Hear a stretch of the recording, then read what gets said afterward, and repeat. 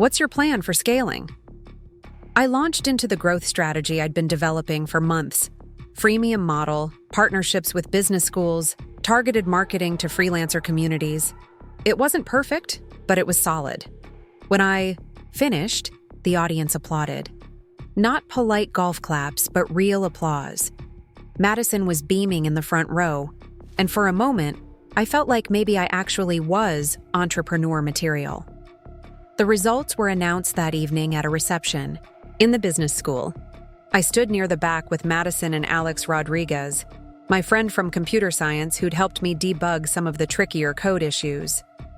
Third place goes to Eco Package Solutions, the dean announced. Polite applause. Second place goes to Austin Student Housing Connect. More applause. My heart was hammering so hard I could barely hear over it. There were 20 teams. Making top 3 would be incredible. And first place, with a prize of $50,000 in seed funding, goes to... The pause felt like an eternity. Workspace Collective, presented by Emma Chen. The room erupted in applause, but I couldn't move. I'd won. I'd actually won. Madison was screaming and hugging me, and Alex was grinning so wide his face might crack.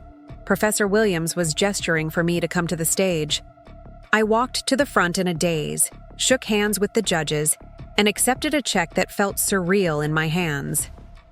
Dr. Martinez pulled me aside as the crowd began to disperse. Emma, I'd like to talk to you about this platform. I think it has real potential beyond the university setting. Would you be interested in meeting next week to discuss possible investment opportunities? Investment opportunities. Real investment from a real venture capitalist. I nodded, probably too enthusiastically. Excellent. Here's my card. And Emma, don't let anyone convince you this is just a class project. You've built something valuable. Here. That night, Madison insisted we celebrate at her favorite restaurant on South Lamar. She ordered champagne and kept toasting my success, but something felt off. She was smiling too much, talking too fast, and every few minutes she'd bring up how she'd helped me prepare. I'm so proud of us, she said, raising her glass again. We make such a good team. You with the technical skills, me with the business side. Madison, you didn't really work on the platform, I said carefully. You helped with presentation prep, which I'm grateful for, but... Emma, honey, she interrupted, and there was that tone again. The idea is brilliant, don't get me wrong. But you saw how much better the pitch went after we worked on your presentation skills. Imagine what we could accomplish if we really partnered up. Alex, who'd been quietly eating his tacos, looked up. Emma built this entire platform herself. She's been working on it for 8 months. Madison's smile tightened almost imperceptibly. Of course she did the coding. But business is about more than just building something. It's about strategy, networking, positioning. Things that require a different skill set. What are you saying exactly? I asked. I'm saying that if you're serious about turning this into a real company, you're going to need help. Business help. And lucky for you, you have a best friend who happens to be perfect for that role. I stared at her across the table.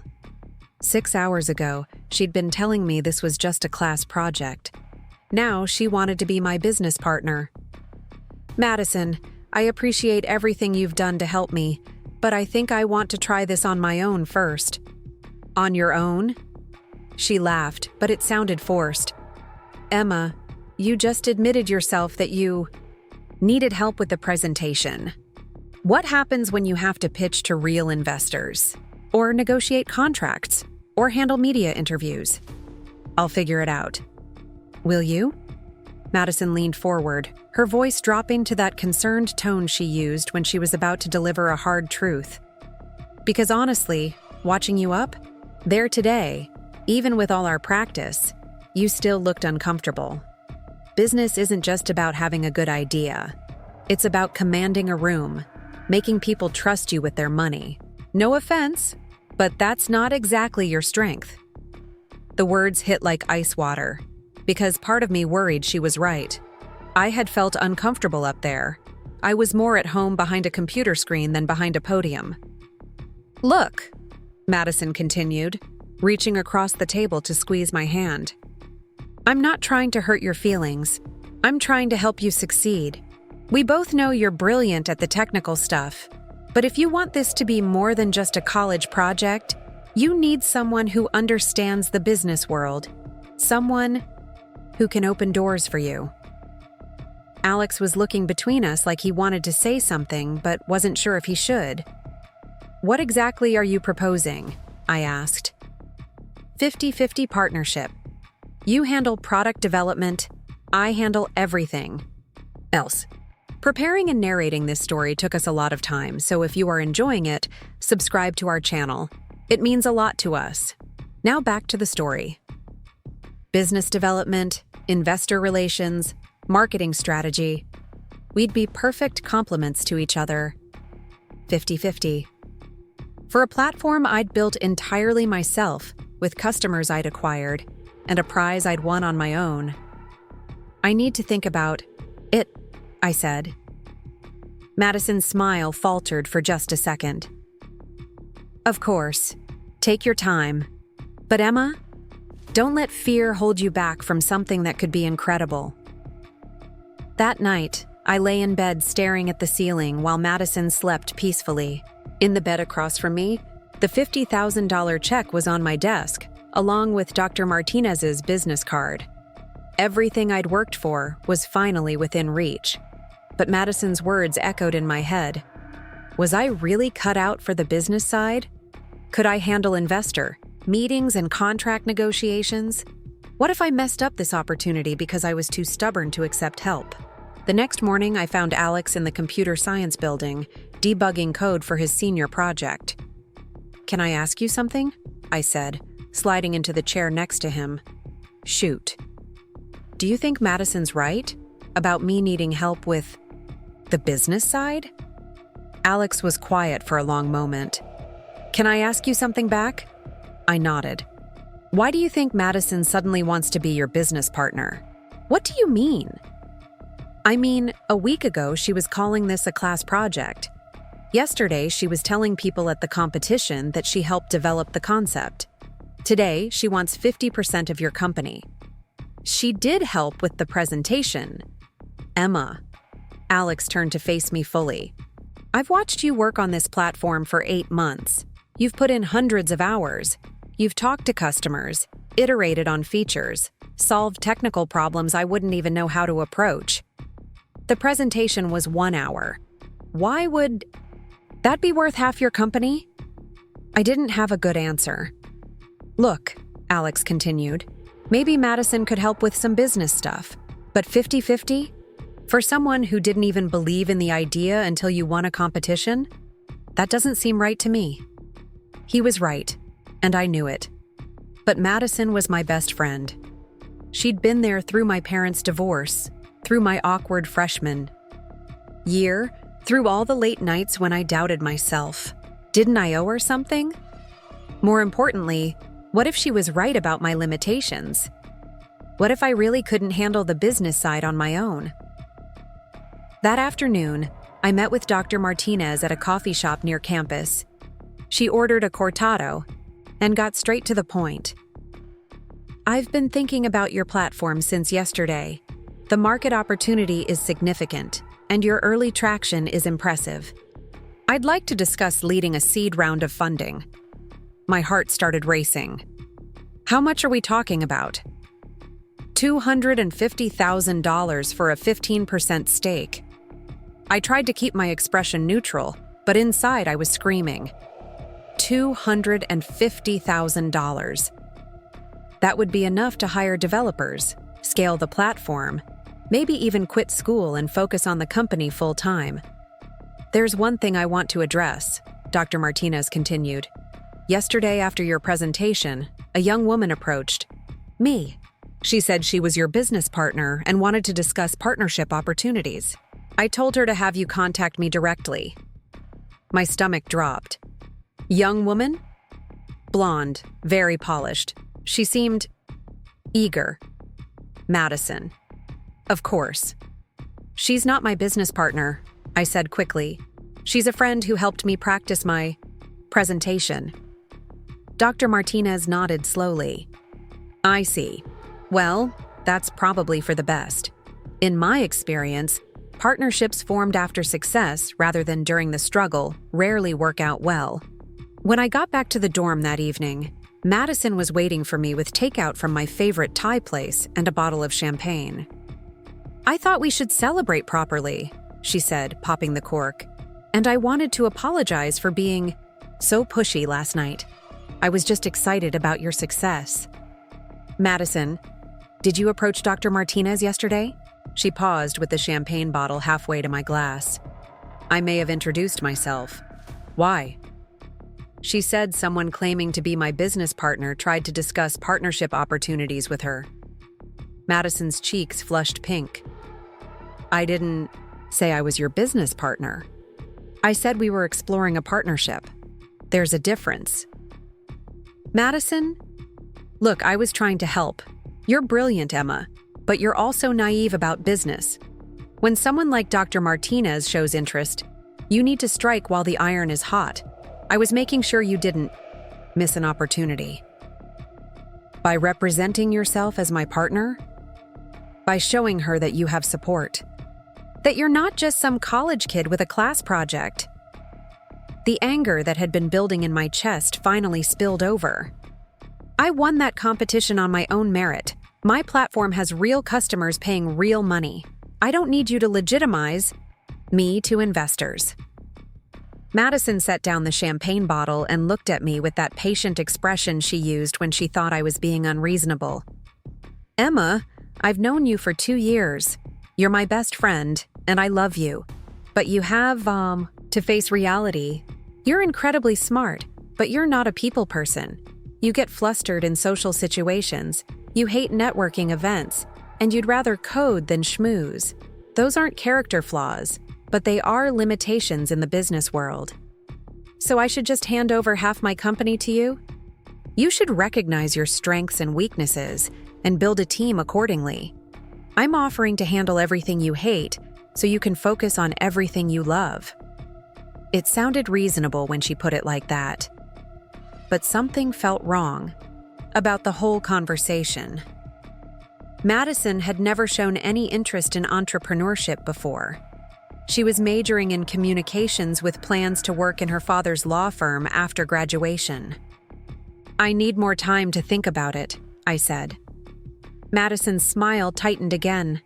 Of course, but Emma, don't overthink this. Sometimes the best opportunities come from trusting the people who care about you most. That night, I couldn't sleep. I kept thinking about what Alex had said, about what Dr. Martinez had implied. By 3 a.m., I'd made my decision. I was going to turn down Madison's partnership offer and pursue the investment on my own. I just had no idea how badly that decision was going to backfire. The morning I told Madison I was declining her partnership offer, she was applying mascara at our shared mirror, getting ready for her marketing internship interview at a downtown Austin agency. Her hand paused mid-stroke when I spoke, and for a moment I saw something flicker across her face in the reflection. It wasn't hurt or disappointment. It was something colder. "You're sure about this?" she asked, capping the mascara and turning to face me. "Because once you start down this path alone, it's going to be really hard to change course." There was something in her tone that made my stomach twist, but I nodded. "I think it's the right decision for now." Madison smiled, but it didn't. Warm her eyes. "Well, I hope you know what you're doing. I really do." She grabbed her purse and headed for the door, then paused with her hand on the handle. "Oh, by the way, Jessica Park asked me about Workspace Collective yesterday. Apparently word is getting around campus about your win. I told her you were still figuring things out." Jessica Park was the president of the Business Student Association and one of the most connected people at UT. She also happened to be dating the son of a prominent Austin venture capitalist. What did she want to know? Just general stuff. Whether you were looking for team members, what your plans were. I kept it vague since we hadn't talked yet.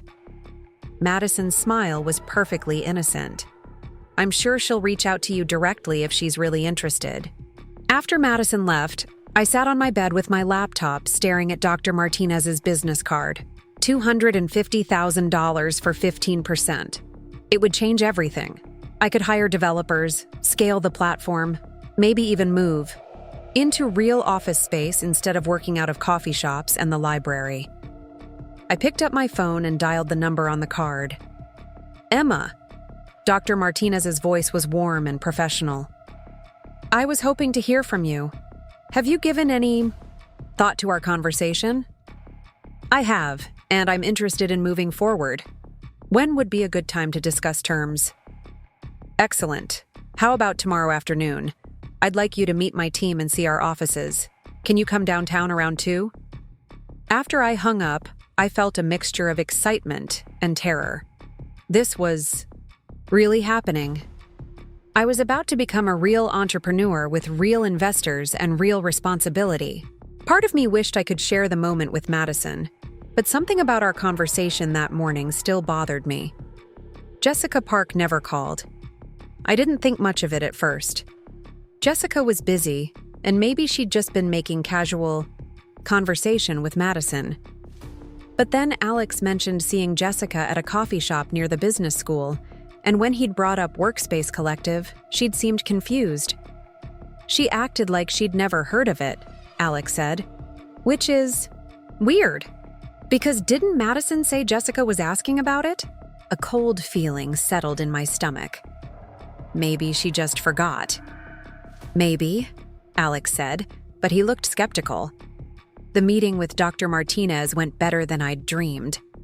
Her offices were in a sleek building downtown, all glass and steel with views of Lady Bird Lake. The conference room had a wall covered in photos of successful companies she'd funded, including 2 that had gone public and 1 that had been acquired by Amazon. "Emma, I want to be direct with you," Dr. Martinez said after walking me through the proposed terms. "I've been investing in startups for 12 years, and I can usually tell within the first 5 minutes whether an entrepreneur has what it takes." "You have it." "Really? Really? You've built something valuable, you understand your market, and you're not afraid to iterate based on customer feedback. Those are the fundamentals that matter most." She slid a term sheet across the table. "This is our standard seed investment structure. $250,000 for 15%, with an option for us to lead a Series A round if you hit certain milestones." I read through the document, trying to process the legal language. "What kind of milestones?" $50,000 in monthly recurring revenue and 100,000 registered users within 18 months. Based on your current growth rate, that should be very achievable. 50,000 in monthly recurring revenue. I was currently at about 8,000, but I could see a clear path to scaling. The user base milestone seemed even more realistic. "I'd like to have a lawyer review this," I said. "Absolutely. I'd be disappointed if you didn't." Dr. Martinez smiled. "Take your time, but don't take too long. Good opportunities have a way of evaporating if you wait too long to act." That evening, I was floating on air when I got back to the dorm. Madison was at her desk, typing on her laptop with unusual intensity. "How did the meeting go?" she asked without looking up. "Really well. They offered me the investment." Now she did look up, and her smile seemed genuine. That's incredible. How much?" $250 for 15%. Madison's fingers paused over her keyboard. "Wow, that's a lot of money." "I know. I can hardly believe it. And you're sure you can handle all that responsibility? On your own?" There it was again, that subtle undermining disguised as concern. "I think so. Dr. Martinez seems to believe I can." "Of course she does. She wants to make money." Madison closed her laptop and turned to face me fully. "Emma, I hope you don't mind me saying this, but have you thought about what happens if you mess this up?" "What do you mean?" "I mean, $250,000 is a lot of investor money. If the company fails, that's not just your class project that didn't work out.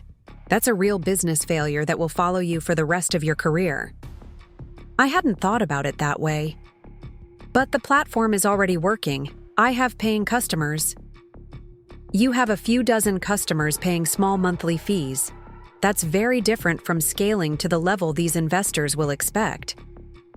Madison's voice was gentle, but her words were sharp. Have you talked to anyone about what it's actually like to run a funded startup? The pressure, the expectations, the hours? No, but because I have. My dad represents several tech companies, and the stories he tells about founder burnout are honestly terrifying, especially for people who don't have experience managing teams or dealing with high-stakes pressure. Madison stood up and sat on the edge of my bed, taking my hands in hers. I'm not trying to discourage you. I'm just worried about you taking on more than you can handle. Maybe you should start smaller. Bootstrap for a while, see if you can grow organically before taking on investor pressure. Everything she was saying made logical sense, but it felt wrong somehow, like she was trying to talk me out of the biggest opportunity of my life. Dr. Martinez thinks I'm ready, I said. Of course she does. She's an investor. Her job is to convince promising entrepreneurs to take risks. Madison squeezed my hands. But my job is to be your friend and look out for your best interests, even when that means telling you things you don't want to hear. That night, I lay awake staring at the ceiling, Madison's words echoing in my head. What if she was right? What if I was in over my head? The term sheet was sitting on my desk, and every time I looked at it, I felt a mix of excitement and terror. The next morning, I called my mom to get her perspective. She'd started her own business, so she would understand the risks and rewards better than anyone. Emma, that's wonderful news, she said when I told her about the investment offer. Dr. Martinez has an excellent reputation. I looked her up after you mentioned her name. You did? Of course I did. I'm not going to let my daughter get involved with just anyone. Mom's voice was warm with pride. She's funded some very successful companies, and more importantly, she's known for being ethical and supportive of her entrepreneurs. Madison thinks I should wait, start smaller, bootstrap for a while. There was a pause on the other end of the line. What does Madison know about running a business? Well, nothing really, but she's worried about the pressure and expectations. Emma, honey, there's always going to be pressure and expectations. The question is whether you want to face them with adequate resources or while scrambling to pay your bills. Mom's voice got firmer. I bootstrapped my business because I had to, not because it was the ideal situation. If someone had offered me professional investment and mentorship when I was starting out, I would have taken it in a heartbeat. So you think I should accept? I think you should trust your instincts. You built something valuable, and smart people want to invest in it. That doesn't happen by accident. After I hung up, I felt more confident about my decision. I was going to accept Dr. Martinez's offer and take Workspace Collective to the next level. But first, I needed to find a lawyer to review the term sheet. Professor Williams recommended a tech attorney who specialized in startup investments, and I made an appointment for later that week. That's when things started getting weird. I was walking across campus after my algorithms class when I ran into Tyler Brooks, Madison's boyfriend from high school who was now a senior in the business school. We'd hung out a few times in group settings, but we weren't particularly close. Emma! He called out, jogging to catch up with me. I heard about your big win at the business plan competition. Congratulations. Thanks, Tyler. Madison told me you're talking to investors now. That's so cool. He fell into step beside me as we walked toward the library. She also mentioned you might be looking for business partners. I'd love to chat about that sometime. I stopped walking. Madison said what? That you were exploring partnership opportunities. I've got experience with startup fundraising from my internship at Capital Factory, and I'd be really interested in discussing how I might be able to help. My stomach started churning. Tyler, I'm not looking for business partners right now. His face fell. Oh, Madison made it sound like you were still figuring out your team structure. No, I'm planning to move forward on my own. Got it. Well, if you change your mind, let me know. And hey, maybe we could grab coffee sometime anyway. I'd love to hear more about the platform. After Tyler walked away, I stood there in the middle of campus feeling like the ground had shifted beneath my feet. Why was Madison telling people I was looking for partners when I'd explicitly told her I wasn't? I called Alex immediately. Has anyone else approached you about Workspace Collective? I asked without preamble.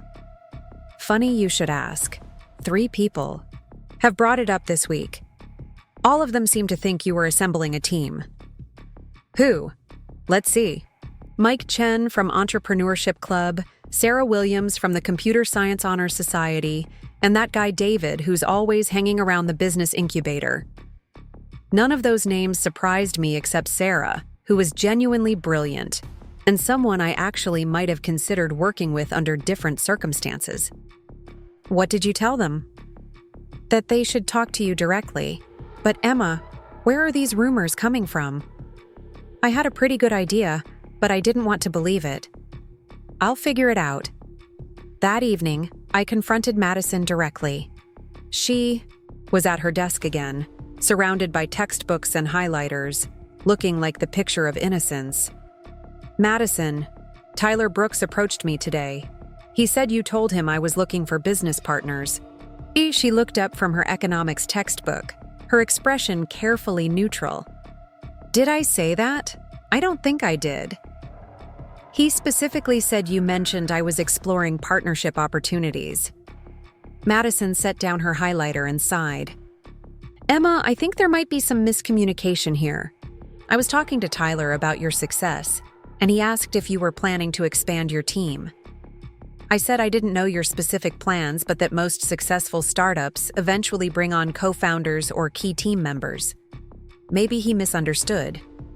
It sounded plausible, but something still felt off. Alex said several people have approached him too. All of them seem to think I'm actively recruiting. Look, word is getting around campus about your win. People are interested in getting involved with successful projects. That's natural. Madison's voice took on that patient tone again. Maybe instead of being suspicious of people's motives, you should consider that this interest might actually be helpful. I'm not suspicious of people's motives. I'm confused about where they're getting their information. Madison closed her textbook with a soft thud. Emma, I think you're being a little paranoid. Success makes people interested, and sometimes interested people embellish or misinterpret casual conversations. It doesn't mean anyone is deliberately spreading false information.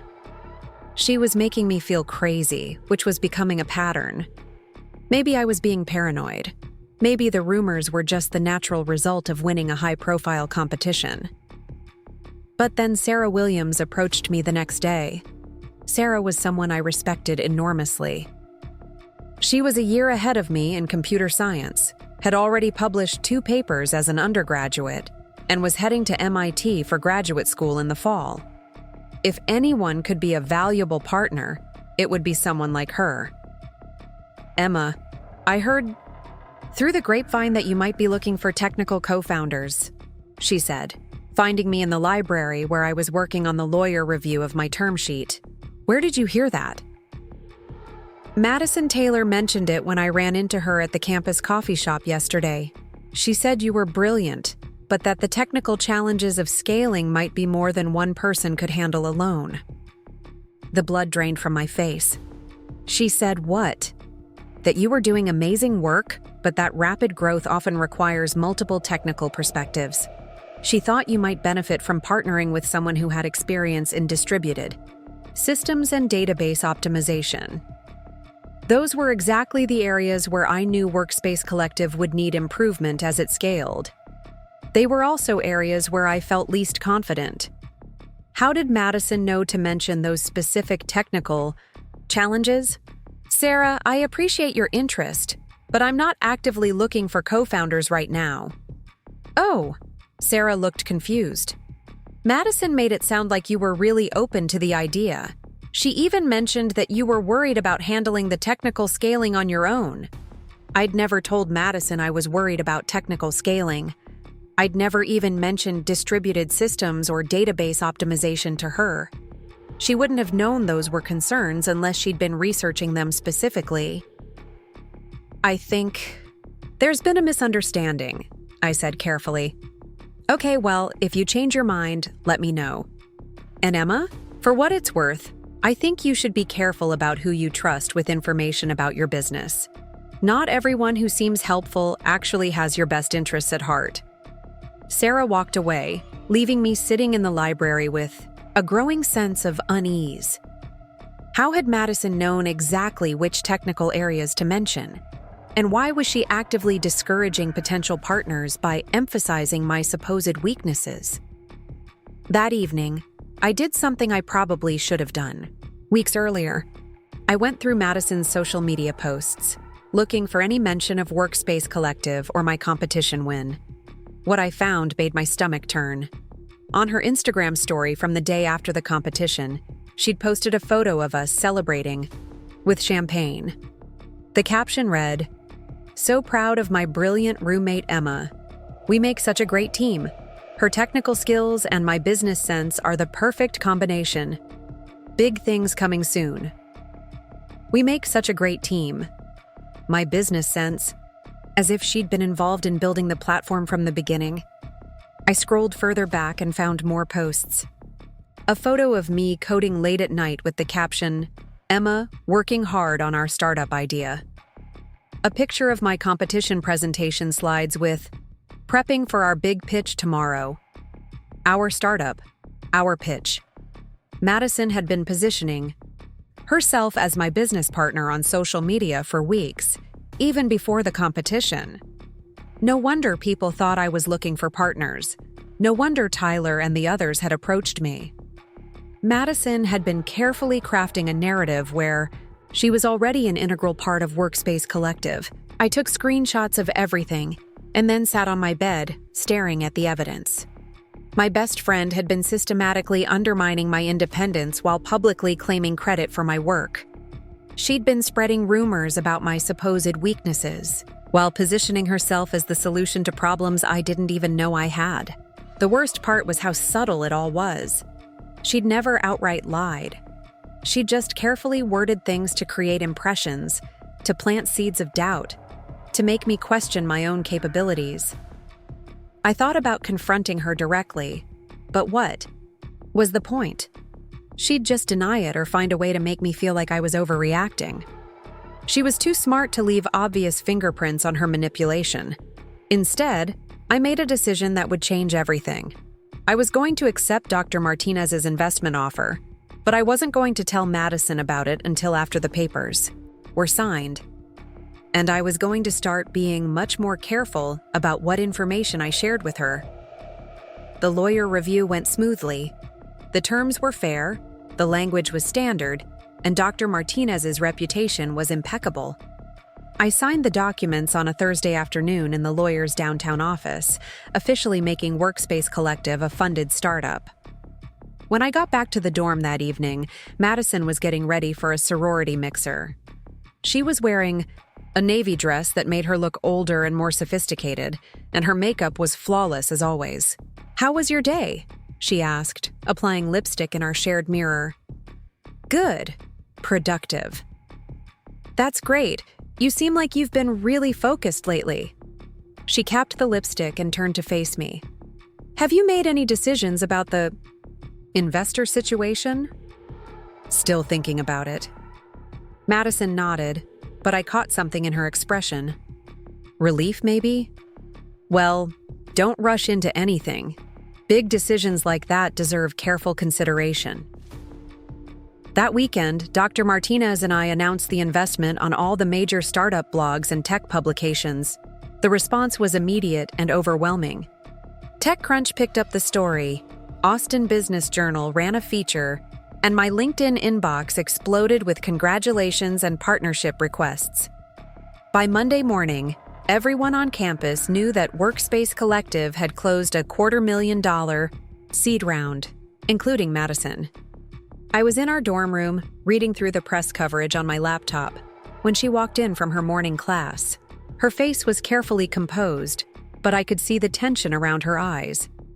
"Congratulations," she said, setting her backpack down with deliberate precision. "I saw the TechCrunch article. Thank you. You didn't mention you'd decided to move forward. It happened pretty quickly."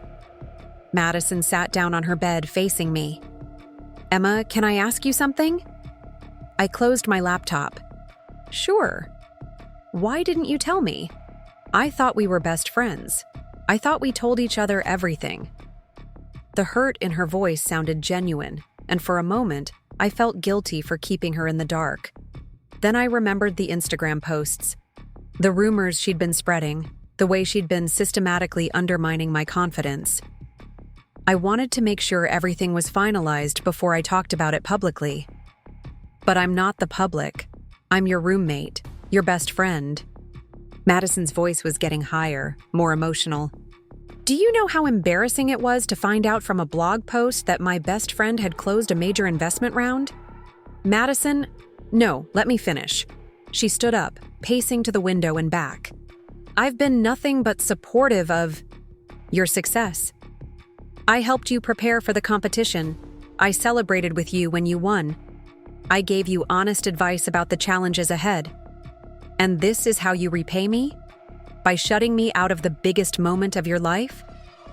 The guilt was building in my chest, but I forced myself to remember what Sarah had told me about being careful who I trusted. "I'm sorry you found out that way. I really am. But Madison, I need to ask you something too." "What?" "Why have you been telling people I'm looking for business partners?" Her pacing stopped. "What do you mean?" "Tyler Brooks, Sarah Williams, at least 3 other people have approached me in the past week. All of them think I'm actively recruiting team members." Madison's expression shifted almost imperceptibly. "I told you before. I think there's been some miscommunication. And why have you been posting on social media about our startup and our pitch?" Now her face went completely blank. "I don't know what you're talking about." I pulled up the screenshots on my phone and showed them to her. "These are from your Instagram story." Madison glanced at the screen, and I saw her swallow hard. "Those were just celebratory posts. I was proud of you." "You wrote our startup, Madison. You positioned yourself as my business partner when you weren't." "I never said I was your business partner. I said we made a good team, which we do. I said my business sense complemented your technical skills, which it does." Her voice was getting defensive now. "If people misinterpreted that, it's not my fault." "And telling Sarah Williams that I was worried about handling technical scaling? On my own?" "I never—" Madison started, then stopped. "Okay, maybe I mentioned that rapid growth can be challenging for solo founders. That's not untrue. How did you know to mention distributed systems and database optimization specifically?" Madison was quiet for a long moment. When she spoke, her voice was different, colder. "I did some research. I wanted to understand what you were working on so I could be supportive." "You researched the technical challenges of my platform so you could tell people I couldn't handle them alone?" "I researched them so I could understand how to help you." We stared at each other across the small dorm room, and I felt like I was seeing Madison clearly for the first time. The careful manipulation, the subtle undermining, the way she'd been positioning herself to swoop in and save me from problems she'd been highlighting. "Madison, I think we need to talk about boundaries." "Boundaries?" "I need you to stop telling people I'm looking for partners. I need you to stop posting about my business as if you're involved in it. And I need you to stop giving people the impression that I can't handle things on my own." Madison's face hardened. "Is that what you think I've been doing?" "I think you've been trying to help in ways that aren't actually helpful." "Wow." Madison sat back down on her bed, shaking her head. "This is really how you see our friendship? You think I've been sabotaging you?" I think you've been trying to create a role for yourself in my business without asking me first. A role for myself? Madison's laugh was bitter. Emma, I have been trying to protect you from making a huge mistake. I've been trying to save you from the embarrassment of failing publicly when you're in over your head. There it was. The real truth underneath all the supportive friend language. You don't think I can succeed. I think you're brilliant at building things, but I think you're naive about business. And now you've taken $250,000 from investors who are going to expect returns you might not be able to deliver. Based on what? What evidence do you have that I can't deliver?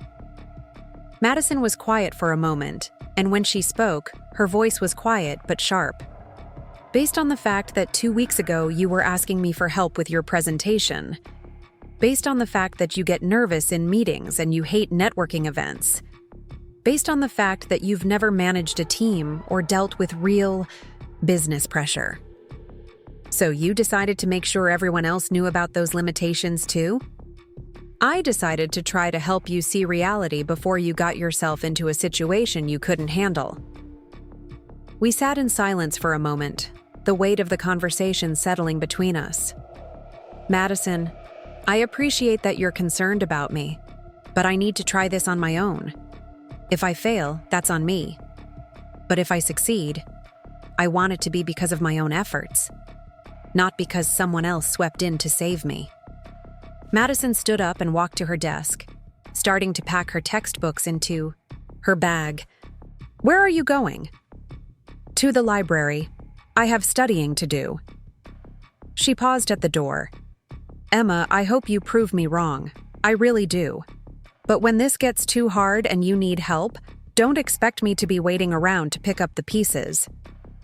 After she left, I sat alone in our dorm room, staring at the wall where Madison had hung a photo of us from freshman year. We looked so young and happy, arms around each other's shoulders, grinning at the camera. I'd just lost my best friend, but for the first time in weeks, I felt like I could breathe freely.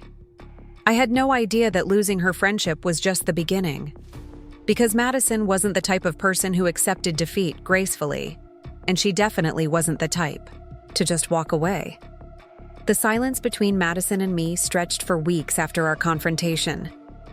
We still shared the same dorm room, but we'd become strangers passing in a 12 by 15-foot space. She'd leave for classes before I woke up and return after I'd gone to bed. When we did cross paths, our interactions were politely cold, like acquaintances forced to share an elevator. I threw myself into Workspace Collective with the intensity that bordered on obsession. Dr. Martinez had introduced me to 3 potential developers, and after a series of interviews, I hired 2 of them. Jake Morrison was a recent graduate from UT's computer science program with experience in database optimization, exactly the kind of technical expertise Madison had said I needed.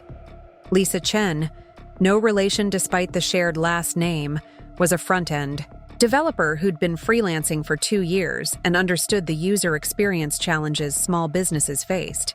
We set up operations in a shared workspace downtown, a converted warehouse in East Austin where dozens of startups rented desks by the month. It was loud and chaotic and smelled like coffee and ambition, and I loved every minute of it.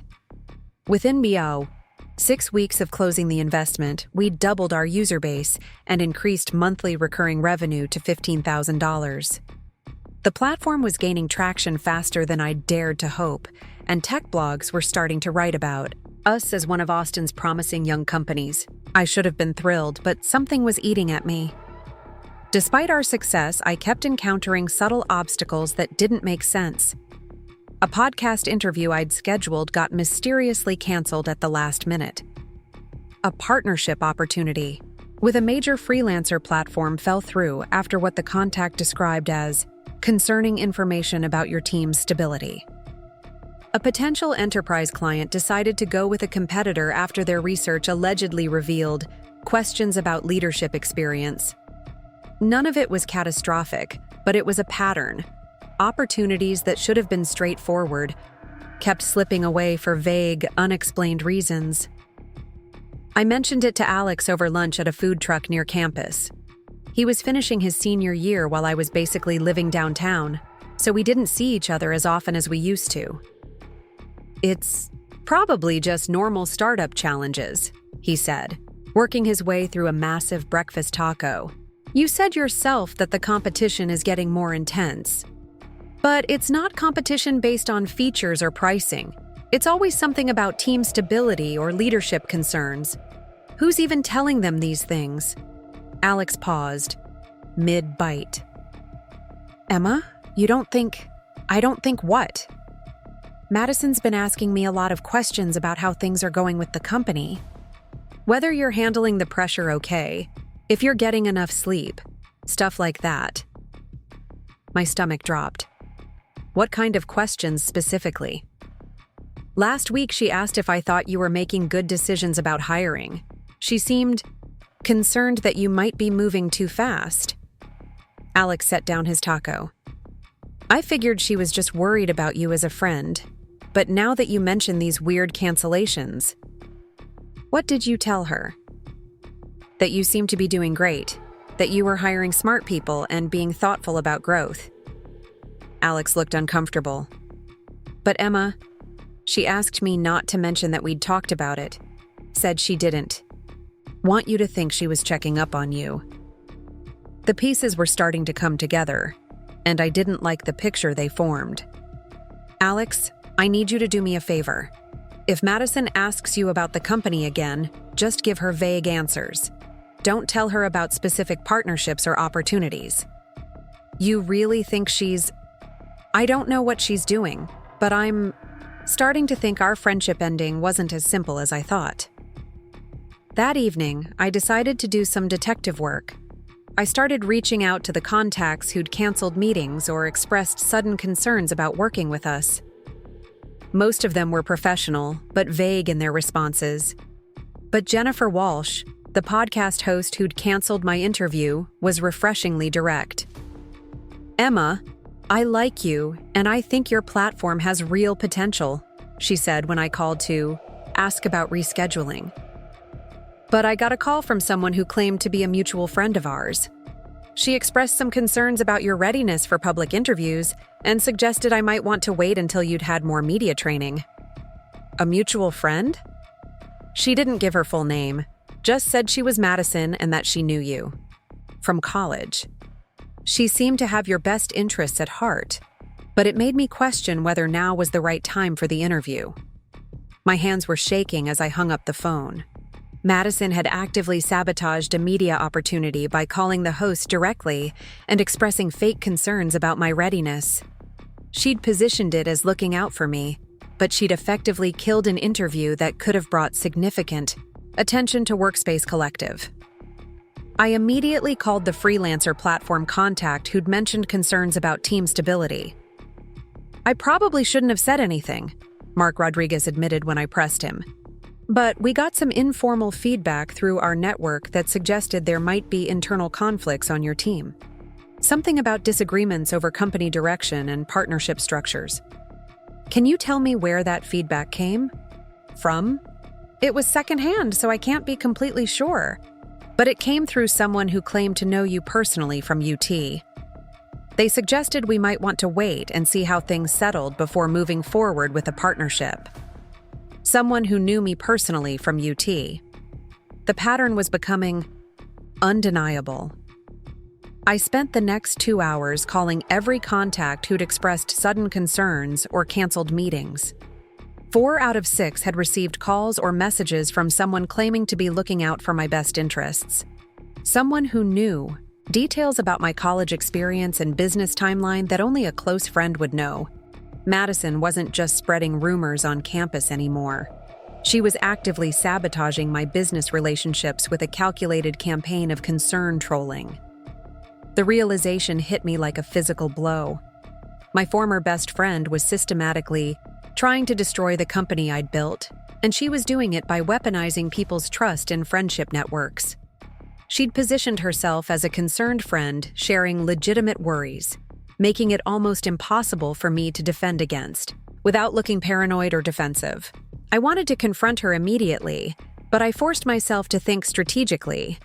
If I accused Madison directly, she'd just deny it and possibly escalate her efforts. If I tried to explain the situation to the people she'd contacted, I'd sound like I was blaming my business problems on personal drama. Instead, I decided to document everything and start building safeguards against future sabotage. I created a detailed timeline of every canceled meeting, failed partnership, and sudden concern that had been raised about Workspace Collective. I screenshot relevant emails and took notes from my phone calls with contacts. The pattern was clear and consistent, but I knew it still looked circumstantial from the outside. Then I called Dr. Martinez and asked for an emergency meeting. "Emma, you look exhausted," she said when I arrived at her office the next morning. "Is everything okay?" I'd been dreading this conversation because I knew how it would sound, but Dr. Martinez had been in the startup world long enough to understand the kind of interpersonal dynamics that could kill young companies. "I think someone is actively trying to sabotage Workspace Collective," I said, then laid out everything I'd discovered. Dr. Martinez listened without interruption, taking occasional notes on a legal pad. When I finished, she was quiet for a long moment. "Emma, what you're describing isn't unusual. I've seen competitors try to spread negative information about startups they see as threats. I've seen disgruntled former employees attempt to damage companies they feel wronged by. But this situation is particularly insidious because it's coming from someone who can credibly claim to be looking out for your best interests. So, you believe me? I believe you've identified a real pattern, and I believe it's affecting your business development efforts." Dr. Martinez leaned forward. "The question is what we do about it. What can we do?" "Several things. First, we're going to start being more strategic about how we share information. No more discussing specific partnerships or opportunities with anyone outside the immediate team until deals are signed. Second, we're going to build stronger relationships with key contacts so they're more likely to verify concerning information directly with you rather than accepting it from third parties. And third?" Dr. Martinez smiled grimly. "Third, we're going to start keeping very detailed records of these incidents. If this escalates to the point where it's affecting your ability to operate the business, we may need to explore legal options." Legal options. I'd never thought it would come to that, but the idea was somehow both terrifying and reassuring. "For now," Dr. Martinez continued, "I want you to focus on execution. Keep building, keep growing, keep proving that Workspace Collective is a valuable company regardless of what anyone says about your leadership. Success is the best defense against this kind of attack." I left her office feeling more determined than I had in weeks. Madison wanted to destroy my company by raising questions about my competence? Fine. I'd prove my competence by building something so successful that no one could question it. But Madison wasn't finished with me yet. The next phase of her campaign was more sophisticated and much more personal. Instead of just calling my business contacts, she started reaching out to people in the broader Austin startup community. She joined entrepreneurship meetups and networking events, positioning herself as someone who'd been close to the Workspace Collective story from the beginning. I found out about it when Sarah Williams, the computer science student who'd approached me about partnering, mentioned seeing Madison at a Women in Tech networking event. "It was weird," Sarah said when we ran into each other at a coffee shop near campus. She was talking to a group of female entrepreneurs about the challenges of supporting friends who might be in over their heads. She didn't mention you by name, but she kept referring to a roommate who'd gotten early success and investment, but was struggling with the transition to real business leadership. She said I was struggling? Not directly, but the implication was clear. She talked about how hard it is to watch someone you care about make decisions that might not be in their best interest, especially when they're not open to advice from people who know them well. Sarah paused, looking uncomfortable. "Emma, I don't know what's going on between you two, but I thought you should know that some people in that room definitely got the impression she was talking about you. And not in a good way." The blood was pounding in my ears, but I forced myself to stay calm. Did anyone seem to believe what she was saying? A few people asked follow-up questions. She was very careful not to say anything technically false, but she painted a picture of someone who was talented but naive, who'd gotten in over their head and was too proud to accept help. That evening, I called Jake and Lisa, my 2 developers, and asked them to meet me for drinks. We'd been working together for 2 months, but I realized I'd never talked to them about the interpersonal challenges that had been affecting the business. Have either of you heard any concerning rumors about Workspace Collective or my leadership? I asked after we'd settled into a booth at a downtown bar. Jake and Lisa exchanged a glance that told me they had indeed heard things. Nothing specific, Lisa said carefully. But there's definitely some chatter in the tech community about whether you're ready for the kind of growth you're pursuing. What kind of chatter? Questions about experience level mostly, whether someone straight out of college can really handle the pressure of a funded startup. Jake took a sip of his beer.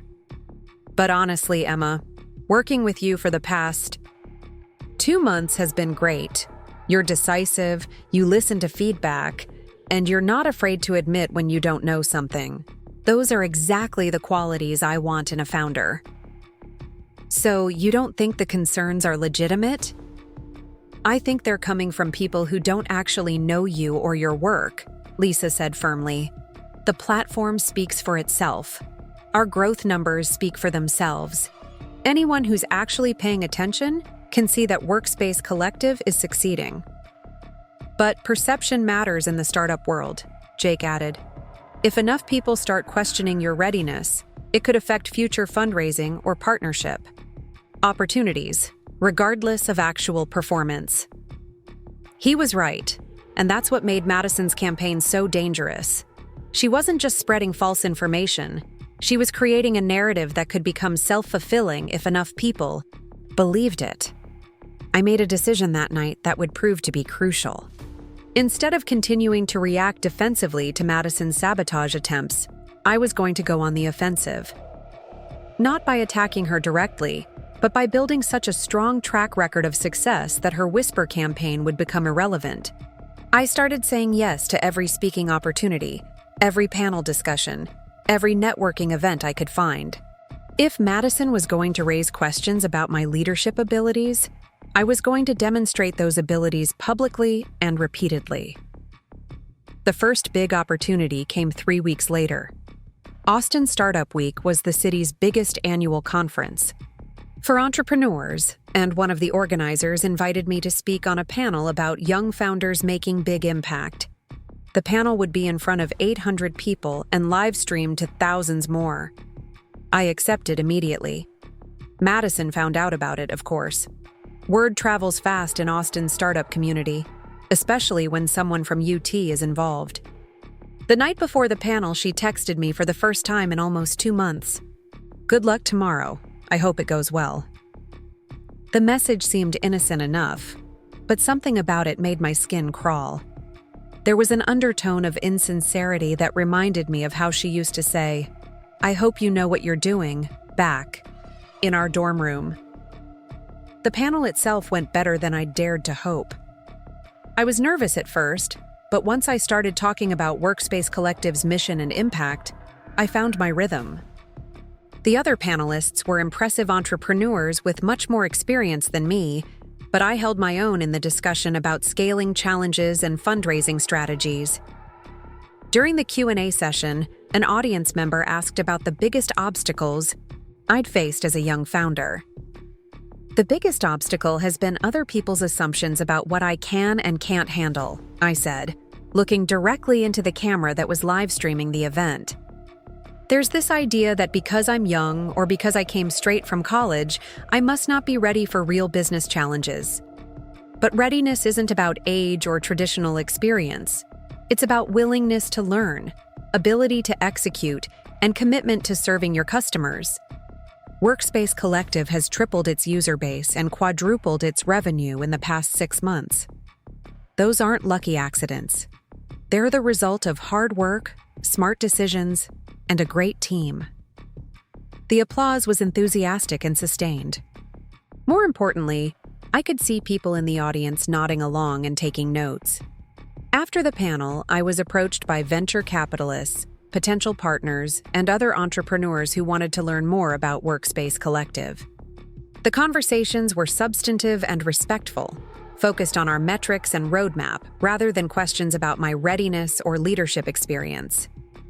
That evening, the local business journal posted a recap of the panel with the headline, "Young. Founders prove age is just a number." They quoted my comment about assumptions and noted that Workspace Collective was one of Austin's fastest-growing B2B platforms. I felt like I'd finally started to take control of the narrative around my company and my leadership. But Madison wasn't done trying to change that narrative. 2 days after the panel, Tyler Brooks approached me at a coffee shop near campus. I was working on my laptop, reviewing partnership proposals that had come in after my speaking appearance, when he slid into the chair across from me. "Emma, can we talk?" I looked up from my screen, immediately on guard. Tyler had been Madison's boyfriend for 3 years, and I doubted this was a social visit.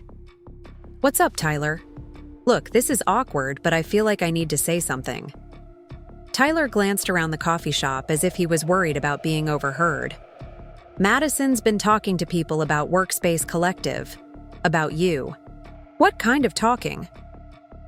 "She's convinced that you're headed for a major failure and that she needs to protect you from yourself." Tyler's voice was uncomfortable but determined. "She's been reaching out to investors and potential partners, expressing concerns about your company's stability and your readiness for the responsibilities you've taken on."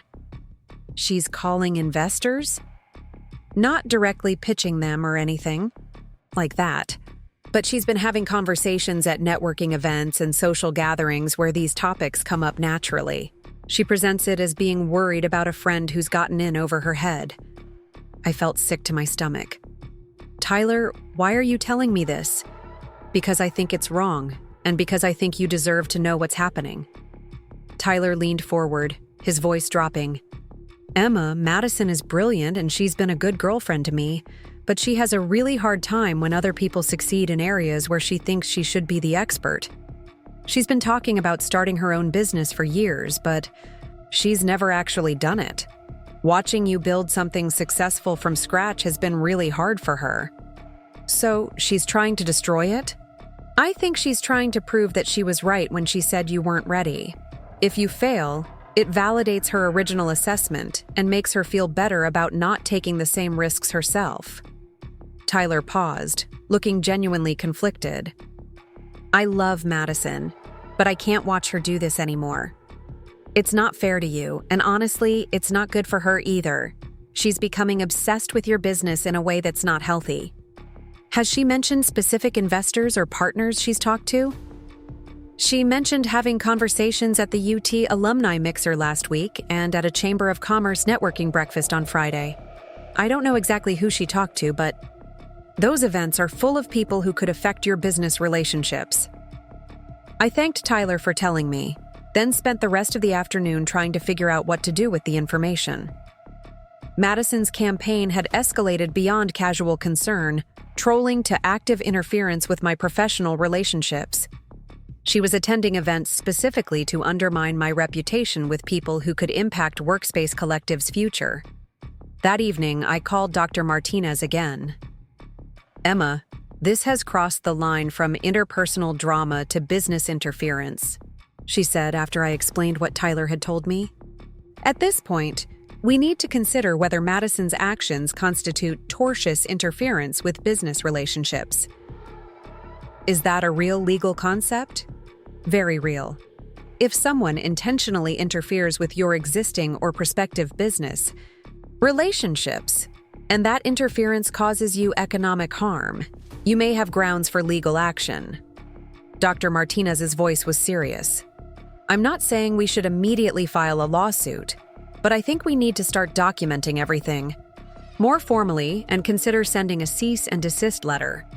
"Would that stop her?" "It might. Sometimes people don't realize how seriously their actions could be taken legally until they receive formal notice. and if she continues after receiving a cease and desist, it strengthens any future legal case you might need to make. The idea of taking legal action against Madison felt surreal. 6 months ago, she'd been my best friend and roommate. Now I was contemplating suing her for trying to destroy my business. But I was also starting to understand that this wasn't really about friendship or even business. This was about power and control. Madison had always been the one in our relationship who had connections, who understood social dynamics, who knew how to navigate professional networks.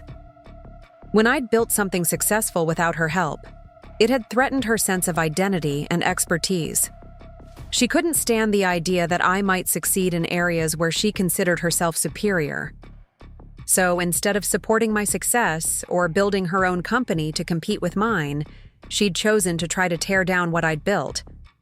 The realization was painful, but also clarifying. This wasn't going to end with a conversation or a gesture of reconciliation.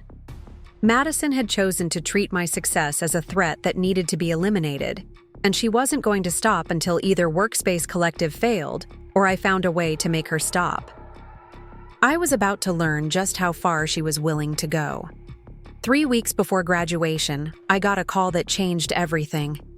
The head of business development at Zenith Corp, one of the largest software companies in Austin, wanted to meet about a potential acquisition of Workspace Collective.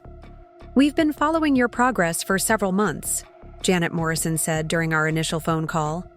"What you've built has exactly the kind of functionality we've been looking to add to our small business suite. We'd like to discuss terms for acquiring the platform and bringing you and your team on as employees." An acquisition offer less than a year after starting the company.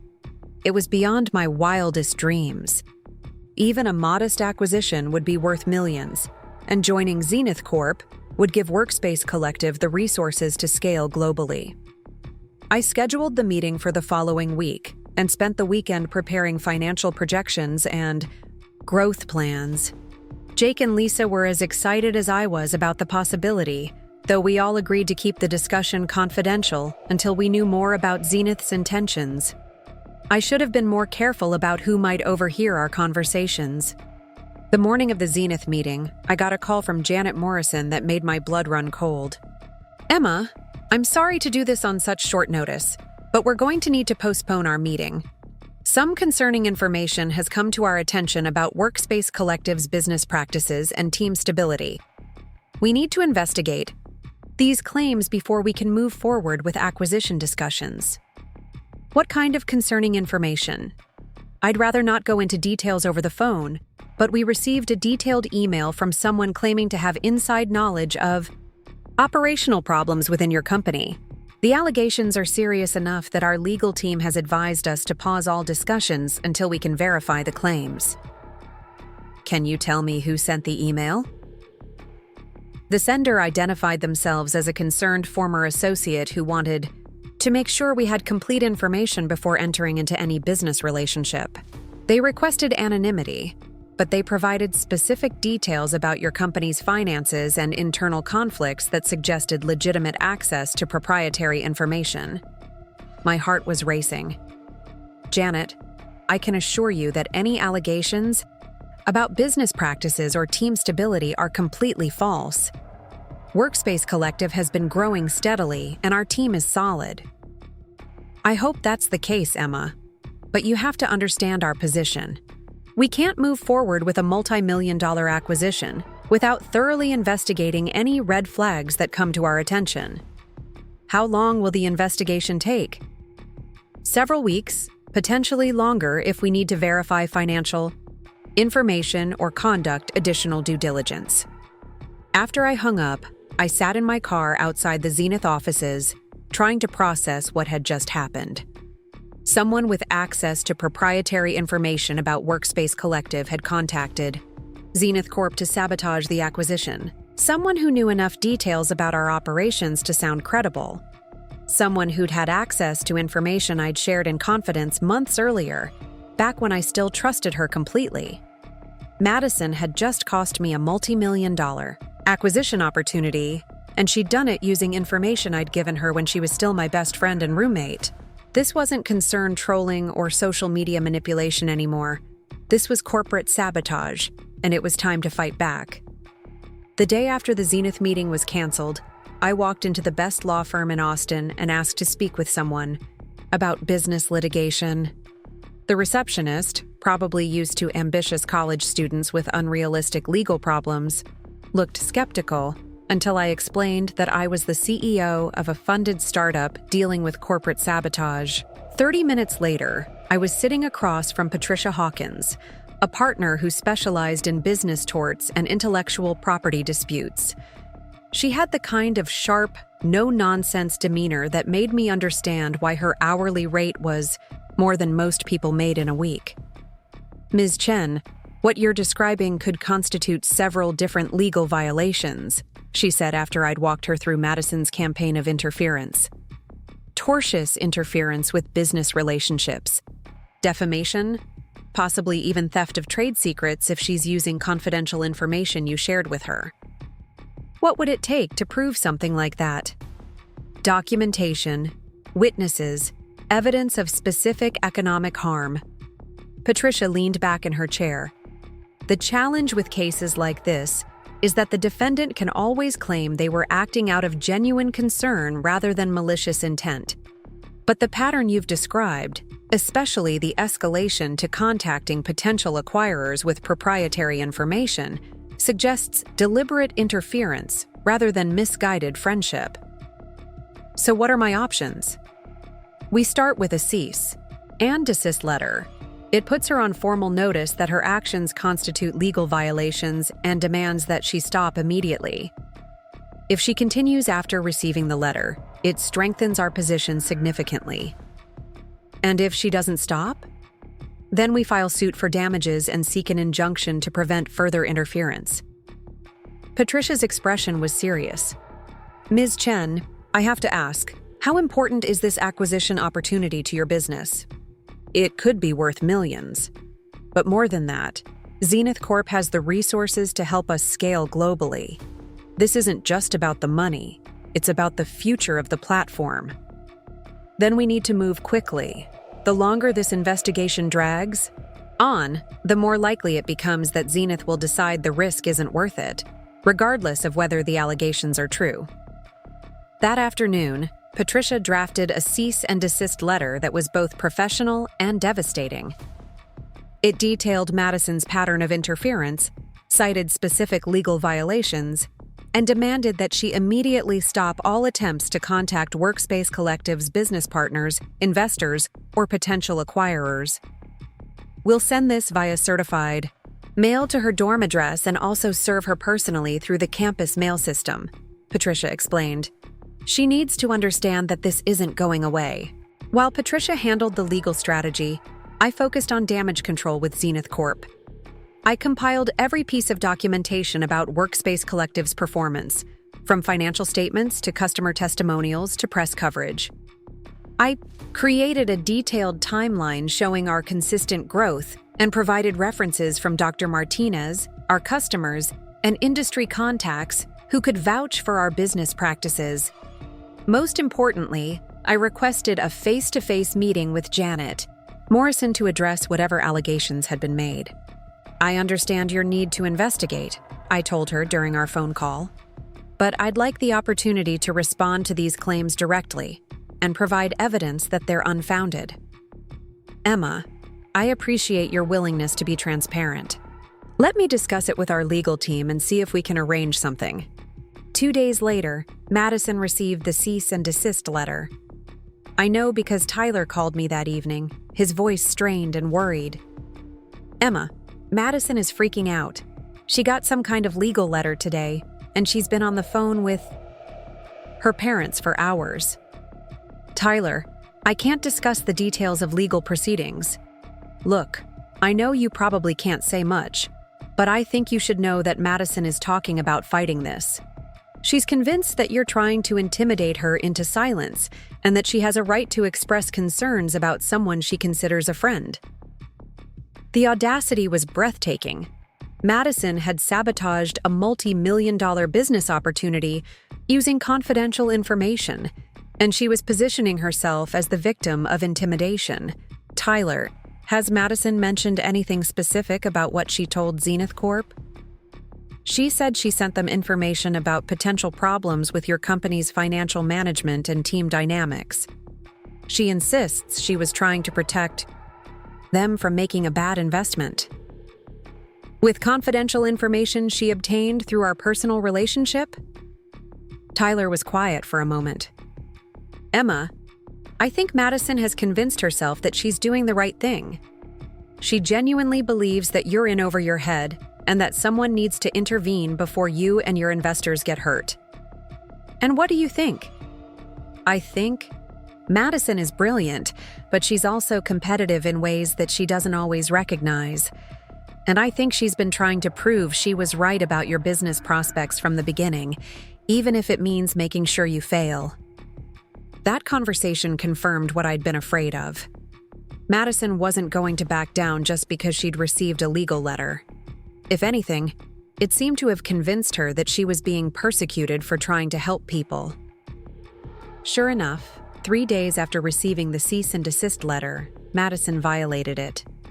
I found out when Alex called me, his voice tight with anger. Emma, Madison just cornered me at the library. She wanted to know about Workspace Collective's financial situation and whether you'd been honest with investors about your revenue numbers. What did you tell her? I told her she was completely out of line and that I wasn't going to discuss your business with her. But Emma, she seemed to think she had some kind of right to this information. She kept saying that people were going to get hurt if someone didn't step in.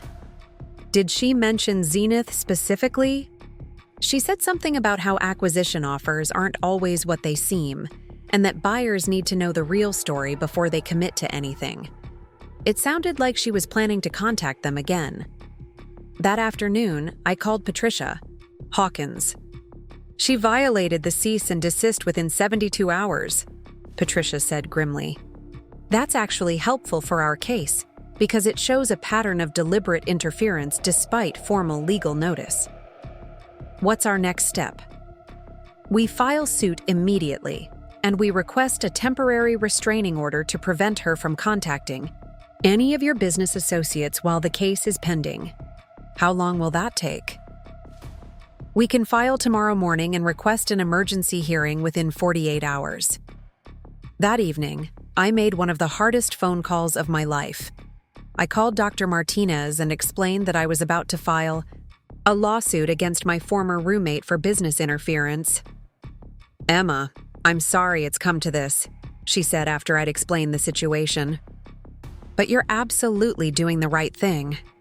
This kind of interference can kill a young company if it's not stopped immediately. I'm worried about how it will look. A recent graduate suing her college roommate over business disputes. It will look like an entrepreneur protecting her business from illegal interference. Emma, successful business owners have to make difficult decisions about protecting their companies. This is one of those decisions. What if I lose the case? Then you lose the case, but you'll have sent a clear message that you won't tolerate interference with your business. Sometimes the act of fighting back is as important as winning. The lawsuit was filed the next morning. Patricia had crafted a complaint that was both comprehensive and damning, detailing Madison's pattern of interference and requesting both monetary damages and injunctive relief. The temporary restraining order hearing was scheduled for Friday afternoon. News of the lawsuit spread through UT's campus like wildfire.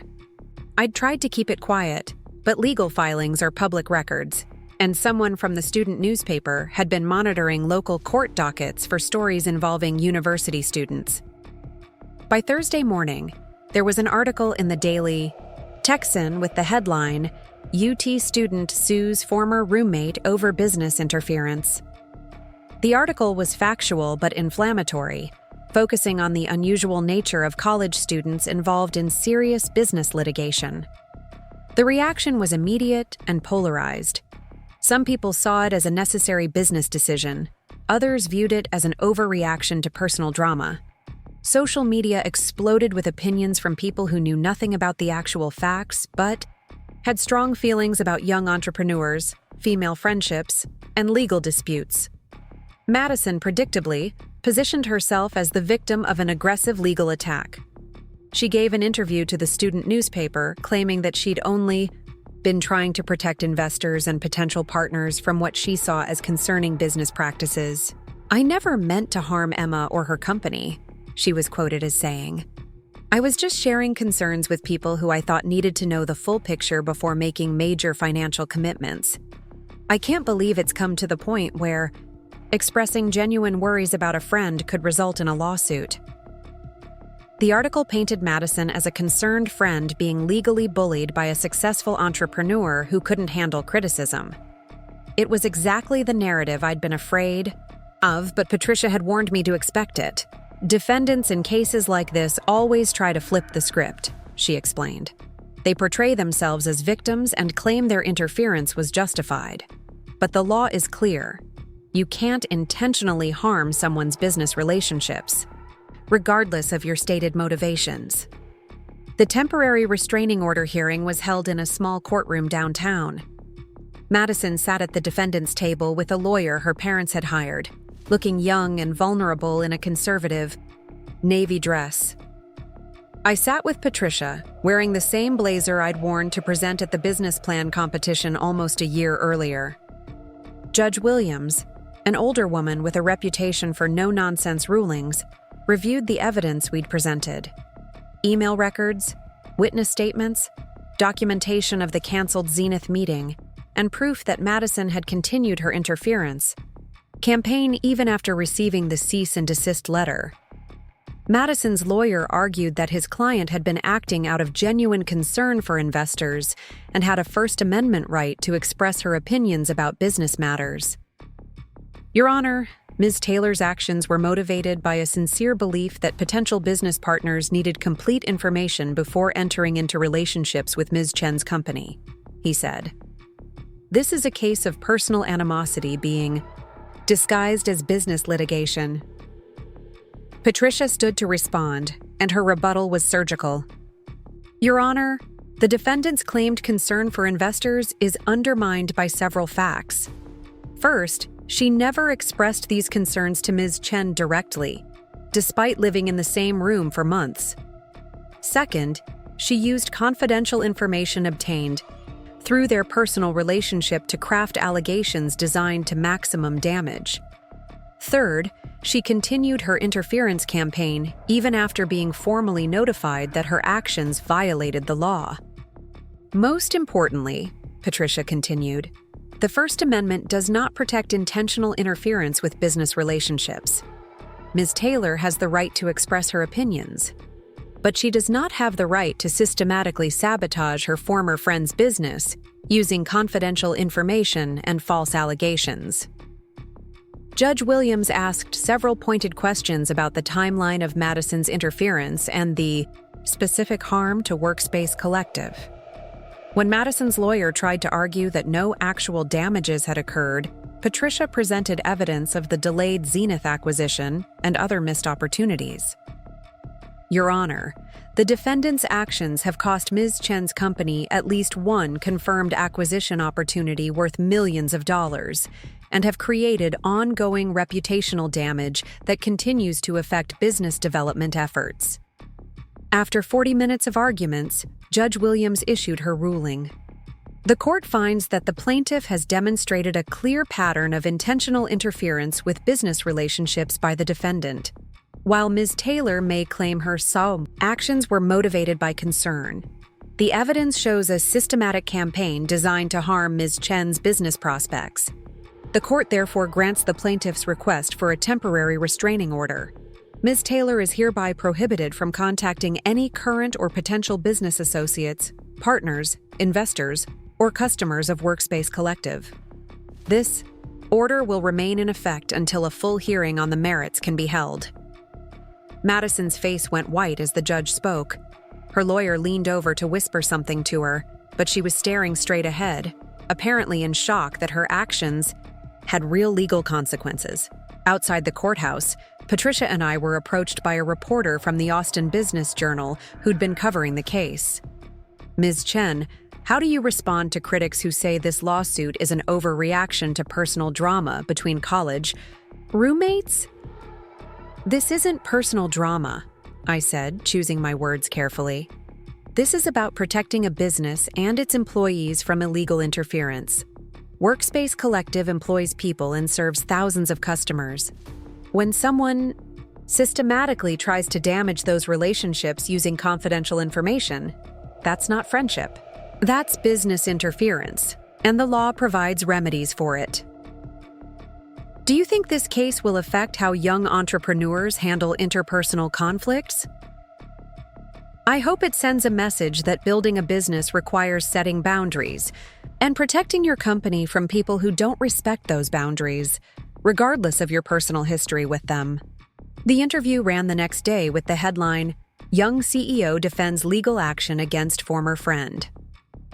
The tone was more favorable than the student newspaper coverage, focusing on the business implications rather than the personal drama. More importantly, Janet Morrison from Zenith Corp called that afternoon. "Emma, I saw the news about the restraining order. Obviously, we can't comment on ongoing litigation, but the court's findings help address some of our concerns about the allegations we received. Does this mean you're willing to resume acquisition discussions?" "It means we're willing to schedule a formal meeting to review your documentation and discuss terms. Our legal team still needs to complete their due diligence, but the temporary restraining order suggests that at least some of the concerns raised may not have been legitimate." 3 weeks later, I was sitting in Zenith Corp's conference room, presenting Workspace Collective's growth metrics and strategic roadmap to their executive team. The meeting went better than I'd dared to hope. Not only were they still interested in acquisition, but the delay had actually worked in our favor because our user numbers and revenue had continued growing during the investigation period. "Emma, what you've built is exactly what we've been looking for," Janet Morrison said as the presentation concluded. "We'd like to make a formal offer for Workspace Collective." The offer was $8.5 million for the platform, plus employment contracts for me and my team that included significant equity stakes in the combined company. It was more money than I'd ever imagined, and it would give Workspace Collective the resources to scale globally within Zenith's infrastructure. I accepted the offer that afternoon. The acquisition was announced 2 weeks later, making headlines in Austin's business press and tech blogs nationwide. At 22 years old, I'd built and sold a multi-million-dollar company in less than a year. The press coverage was overwhelmingly positive, focusing on Workspace Collective's innovative approach to small business software and the unusual speed of the acquisition. Several articles mentioned the legal dispute with Madison, but in the context of how young entrepreneurs sometimes face challenges from unexpected sources. Madison, meanwhile, was dealing with the consequences of her actions. The restraining order had been made permanent as part of a settlement agreement that also included a monetary judgment for damages. More importantly, word of the legal case had spread through Austin's business community, and Madison's reputation as someone who would interfere with business relationships had made her essentially unemployable in the local startup scene. Tyler called me a week after the acquisition announcement to congratulate me and update me on Madison's situation. She's been trying to get internships and entry-level positions at Austin companies, but the legal case keeps coming up in background checks and reference calls, he said. Her parents are pushing her to move back to Dallas and work for her father's law firm, but Madison doesn't want to give up on the Austin business scene. How is she handling everything? Not well. She's convinced that you've somehow blacklisted her from Austin startups, which obviously isn't true. But it's easier for her to blame you than to accept that her actions have consequences. Tyler, I never wanted things to end this way between Madison and me. I know you didn't. But Emma, Madison made her choices. You gave her multiple opportunities to stop interfering with your business, and she chose to escalate instead. What happened to her career prospects is the result of her decisions, not yours. He was right. But it didn't make the situation feel any less surreal. A year ago, Madison and I had been best friends planning our post-graduation lives together. Now I was a multimillionaire CEO, and she was struggling to find entry-level work because of a legal case stemming from her attempts to sabotage my business. The final irony came 6 months later, when I was walking through downtown Austin and saw a familiar figure in a crisp business suit, carrying a portfolio and checking her phone nervously. Madison was standing outside the Meridian Tower, the mixed-use building that Zenith Corp had purchased as their new Austin headquarters. I was arriving for a board meeting in my role as VP of Product Development for Zenith's small business division. Madison was there for a job interview for a marketing coordinator position with one of the building's other tenants. She saw me getting out of my Tesla at exactly the same moment I saw her. For a split second, we made eye contact across the sidewalk, and I saw the full weight of how our situations had reversed. I was arriving as an executive at one of Austin's most successful tech companies. She was hoping to land an entry-level marketing job at a company she'd probably never heard of a year ago. Madison looked away first, adjusting her portfolio and walking toward the building entrance. I gave her a 5-minute head start before going inside myself, partly out of courtesy, and partly because I didn't want to make an already awkward situation worse. As I waited for the elevator, I thought about everything that had led to this moment. Madison's sabotage campaign had ultimately failed, but it had cost both of us more than it should have. She'd lost friendships, career opportunities, and her reputation in Austin's business community. I'd gained wealth and professional success, but I'd also lost someone I'd once considered my best friend. The elevator doors opened and I stepped inside, pressing the button for the 15th floor where Zenith's offices were located. As we rose toward the executive conference room where I'd be discussing product strategy with some of the most successful entrepreneurs in Austin, I realized that this was probably the last time I'd see Madison. She'd made her choices, and I'd made mine. The difference was that my choices had been about building something valuable, while hers had been about tearing something down. Success really was the best revenge. But it was also lonely sometimes, especially when the person who should have been celebrating with you was the same person who'd tried to prevent your success in the first place. But as the elevator reached my floor and the doors opened to reveal the sleek offices where I now worked, I reminded myself that I'd made the right decisions. I'd protected my business, supported my employees, and built something that was making a real difference for thousands of small business owners. Madison had chosen to see my success as a threat to be eliminated. I'd chosen to see her interference as an obstacle to be overcome. In the end, that difference in mindset had determined everything. 3 years later, I was standing in the penthouse office of the Meridian Tower, looking out over Austin's skyline as the sun set behind the hill country. The view never got old, but tonight it felt especially satisfying. In a few hours, I'd be attending an event that would have seemed impossible when I was a college student worried about my friendship with Madison Taylor. The invitation on my desk was embossed on heavy cardstock. Austin Business Journal's 40 Under 40 Awards ceremony. I was not only being honored as one of Austin's most influential young business leaders, but I was also the keynote speaker for the evening.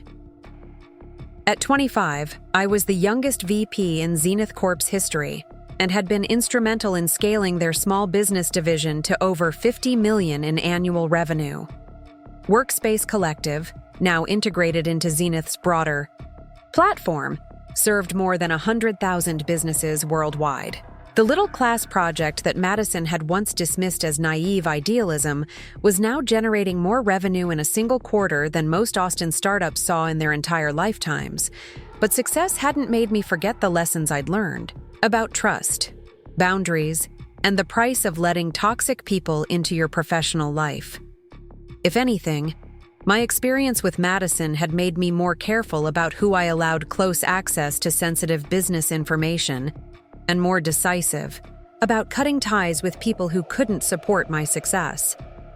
My assistant, Rebecca, knocked on the door and entered with a stack of files. "Emma, the car will be here in an hour for the awards ceremony." Also, you have 3 more interview requests about the keynote speech, and the Austin American-Statesman wants to do a follow-up feature about young entrepreneurs who've stayed in Austin instead of moving to Silicon Valley. Schedule the interviews for next week. And Rebecca, has the final guest list for tonight been confirmed? Yes, it went out this morning. Just over 300 attendees, including most of the major venture capitalists, startup founders, and business executives in Austin. I nodded, then paused. Was there anyone on the list who seemed unexpected? Rebecca looked confused. Not that I noticed. Why? Just curious. Sometimes these events attract people who are more interested in networking opportunities than celebrating achievements. What I didn't tell Rebecca was that I'd been wondering whether Madison would try to attend the ceremony. Not as an invitee, but as someone's guest or through whatever networking connections she might have rebuilt over the past 3 years.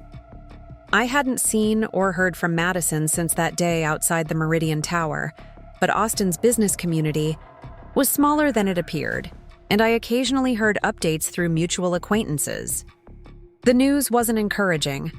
After struggling to find work in Austin's startup scene, Madison had eventually taken a job with her father's law firm in Dallas.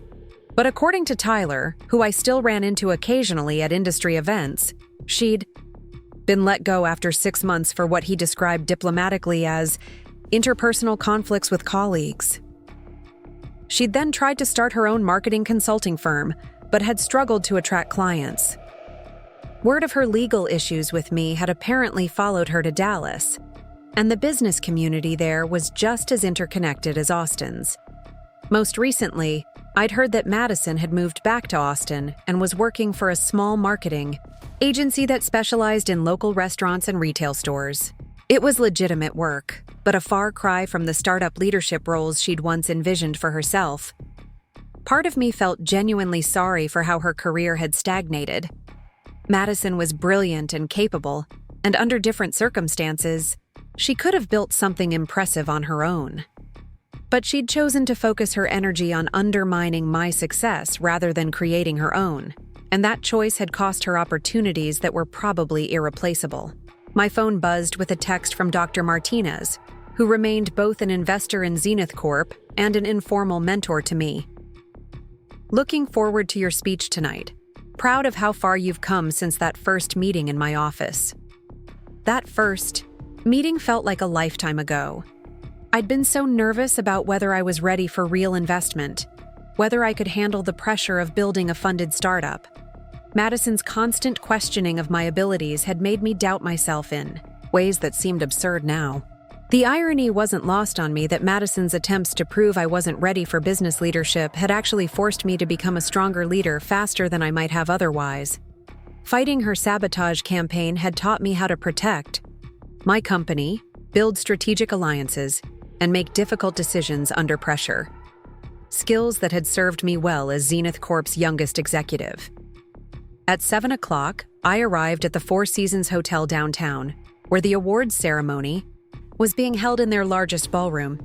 The room was filled with Austin's business elite, venture capitalists who'd funded billion-dollar companies, entrepreneurs who'd built and sold multiple startups, executives from companies like Dell and IBM that had made Austin a major tech hub. The networking reception before the ceremony was a carefully choreographed dance of strategic conversations and relationship building. I spent 45 minutes moving through the crowd, catching up with other honorees, meeting potential partners for future projects, and discussing industry trends with investors and executives. During a conversation with the CEO of a promising fintech startup, I noticed a commotion near the registration table. Someone was arguing with the event staff about their invitation, their voice getting louder and more insistent. I couldn't see who it was from across the room, but something about the tone made my stomach tighten. It sounded familiar in a way that I hoped was just coincidence. "Emma, congratulations on the recognition tonight," said a voice behind me. I turned to see Jennifer Walsh, the podcast host who'd canceled my interview 3 years ago after Madison's interference. I've been following Workspace Collective's success, and I have to say, I regret not doing that interview when you first reached out. Thank you, Jennifer. That's kind of you to say. Actually, I owe you an apology. I got some concerning feedback about your readiness for media appearances back then, and I should have verified it directly with you instead of just accepting someone else's assessment. I smiled carefully. No harm done. Everything worked out in the end. Still, I learned an important lesson about doing my own due diligence instead of relying on second-hand opinions. Would you be interested in doing that interview now? I'd love to have you on the show to discuss your journey and what you've learned about building a business. I'd be happy to. Have your producer reach out to my assistant and we'll find a time that works. As Jennifer walked away, I caught sight of the argument at the registration table again. The woman's back was turned to me, but her posture and the aggressive way she was gesturing at the event staff triggered a recognition that made my pulse spike. Madison Taylor was trying to talk her way into the awards ceremony. I watched from across the room as she pulled out her phone, apparently showing the staff something on her screen. After a few more minutes of discussion, the registration attendant shook her head firmly and pointed toward the exit. Madison's shoulders sagged in defeat, but instead of leaving immediately, she turned around to scan the ballroom. Even from 50 feet away, I could see the moment she spotted me. Her expression shifted from disappointment to something harder and more determined. She started walking toward me, weaving through clusters of conversations and networking groups. Part of me wanted to disappear into the crowd or find security to escort her out, but I forced myself to stay calm and wait to see what she wanted. "Emma," she said when she reached me, her voice artificially bright. "Congratulations on your award. I saw the announcement in the Business Journal." "Madison, what are you doing here?" "I was hoping to catch up with some old contacts from the industry, but it seems like the guest list is more exclusive than I anticipated." She gestured toward the registration table with a bitter smile. "This is an invitation-only event for honorees and their guests." "I know. I was hoping someone might have brought me as their guest, but..." Madison shrugged, trying to look casual about being turned away from an event she clearly desperately wanted to attend. We stood there in awkward silence for a moment, surrounded by the buzz of networking conversations and clinking champagne glasses. Madison looked older than her 25 years, dressed professionally but not quite at the level of the other attendees. Her makeup was carefully applied, but couldn't completely hide the stress lines around her eyes. "You look successful," she said finally, glancing at my designer dress and the Zenith Corp executive badge on my lanyard. "Thank you." "VP of Product Development. That's impressive for someone our age." "It's been a lot of work, but I've enjoyed the challenges." Madison nodded, her smile becoming more strained. "I'm sure you have. You always were good at rising to challenges." There was an edge to her voice that made me remember why our friendship had ended so badly. Even now, after everything that had happened, Madison couldn't quite manage to sound genuinely happy about my success. "Madison, I should get back to the reception. The ceremony starts soon." "Of course. I wouldn't want to keep you from your big night." Madison paused, then added, "Emma, can I ask you something?" "What?" "Do you ever think about how things might have been different? If we'd handled the situation with Workspace Collective differently, I mean." The question caught me off guard, partly because it was something I'd wondered about myself. "What do you mean?" "I mean, if I'd approached the partnership differently, if you'd been more open to collaboration, if we'd found a way to work together instead of..." She gestured vaguely, encompassing the legal case, the restraining order, and the 3 years of silence between us. "Madison, you tried to sabotage my business. You used confidential information to interfere with acquisition opportunities. That wasn't about collaboration or partnership approaches. I was trying to protect you from making mistakes that could have ruined your career. By ensuring that I failed instead?" Madison's carefully composed expression slipped slightly. "I never wanted you to fail, Emma. I wanted you to succeed, but in a way that was sustainable and realistic. Sustainable and realistic according to your assessment of my capabilities. Us, according to my understanding of what it takes to build a successful business. I realized that even after 3 years, Madison still believed she'd been right to question my readiness for business leadership. She'd watched me build an 8-figure company and rise to executive level at a major corporation, and she still thought she knew better than I did about my own limitations. Madison, I need to ask you something, and I want an honest answer. Okay. Are you happy with how your own career has developed? The question clearly stung. Madison's jaw tightened and her hands clenched at her sides. I've had some setbacks, but I'm building something sustainable for the long term. Working at a local marketing agency? It's a stepping stone. I'm developing clients and industry expertise that will help me when I launch my own firm again. When you launch your own firm again? Yes. I'm taking a more careful approach this time, building relationships and experience before trying to scale too quickly. I looked at Madison's face and saw something that made me feel genuinely sad. She was still living in a fantasy, where her career struggles were the result of being too careful and thoughtful rather than the consequence of trying to destroy someone else's success. Madison, can I give you some advice? I'm listening. Stop trying to prove that you were right about me 3 years ago. Stop waiting for me to fail so you can feel vindicated. Focus on building something of your own instead of dwelling on what happened between us. Madison's expression hardened. I'm not dwelling on anything, Emma. I'm trying to build a career in a city where your success story is used as an example of how young entrepreneurs should approach business development. And that bothers you? It bothers me that people don't know the whole story. They don't know how much help you had, how many mistakes you made that got covered up by good luck and investor resources. There it was. After 3 years, Madison still couldn't accept that I'd succeeded based on merit rather than luck. She still needed to believe that my success was somehow illegitimate or unsustainable. Madison, I'm going to say this once, and then I'm going to ask you to leave this event. Emma, you had every opportunity to support my success or build your own competing business. Instead, you chose to try to tear down what I'd built.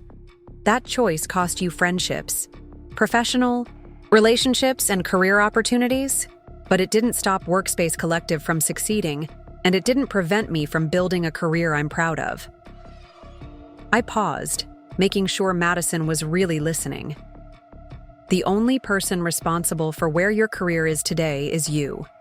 Not me, not bad luck, not an unfair industry. You. And until you accept that responsibility, you're going to keep struggling professionally because you're focused on the wrong things. Madison stared at me for a long moment, her face cycling through emotions I couldn't quite read. Anger, hurt, frustration, and something that might have been recognition. You think you're so much better than me now, she said finally. I think I made different choices than you did. I chose to build instead of destroy, to focus on my own success instead of someone else's failure. Those choices led to different outcomes. And you don't think luck had anything to do with it? The right investor at the right time, the right market conditions, the right connections? Of course, luck played a role. But Madison, you had access to the same investor networks, the same market opportunities, the same connections. The difference is that I used those opportunities to build something, while you used them to try to tear something down. Madison opened her mouth to respond, but was interrupted by the sound of chimes indicating that the ceremony was about to begin. I need to go, I said. Madison, I genuinely hope you find a way to build something you're proud of. But it needs to be your own thing, not a reaction to my success or anyone else's. I started to walk away, then turned back. And Madison? Don't. Try to attend events like this again without an invitation. It's not a good look for someone trying to rebuild their professional reputation. I left Madison standing alone near the bar as the crowd moved toward the main ballroom for the awards ceremony. As I walked away, I felt a mixture of sadness and relief. Sadness for the friendship we'd lost, and the person Madison could have become if she'd chosen differently. Relief that I'd finally said everything I needed to say to close that chapter of my life. The awards ceremony itself was everything I'd hoped it would be. The keynote speech I delivered focused on the importance of supporting other entrepreneurs, rather than viewing their success as a threat to your own prospects. I talked about building collaborative networks, sharing opportunities, and creating an ecosystem where multiple people could succeed simultaneously. I didn't mention Madison by name, but several people in the audience who knew our history probably recognized the subtext of my remarks about the corrosive effects of viewing business as a zero-sum game. The response to the speech was overwhelmingly positive. During the networking reception afterward, at least a dozen people approached me to discuss potential collaborations, speaking opportunities, and partnership ideas. Several venture capitalists mentioned companies in their portfolios that could benefit from Zenith Corp's small business platform. By the end of the evening, I'd collected enough business cards and potential opportunities to keep my team busy for months. Tyler Brooks appeared at my side as the crowd began to thin out around 11 o'clock. "Great speech tonight, Emma. Really thoughtful points about collaborative success." "Thank you, Tyler. How have you been?" "Good. Working for a clean tech startup that's doing some interesting things with solar panel efficiency." Tyler paused, then added, "I saw you talking to Madison earlier." "She tried to crash the event. Security eventually escorted her out after she got into an argument with other attendees." "I'm sorry to hear that. Madison's been having a rough time lately." "Tyler, can I ask you something? Do you think Madison will ever move past what happened between us?" Tyler was quiet for a moment, considering the question seriously. "Honestly, I don't think so. Madison's convinced that your success proves the world is unfair, rather than that she made poor choices. She's built her entire identity around being the smartest person in the room, and your success challenges that identity in ways she can't reconcile." That's what I was afraid of. "Emma, you've been more than fair to Madison. You gave her multiple chances to stop interfering with your business. You never tried to damage her reputation beyond what her own actions accomplished, and you've never talked publicly about the details of what she did.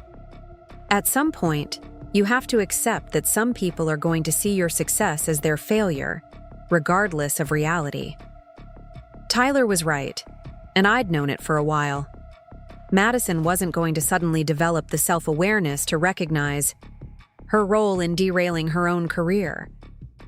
She was going to keep blaming me, bad luck, and an unfair industry for the consequences of her choices.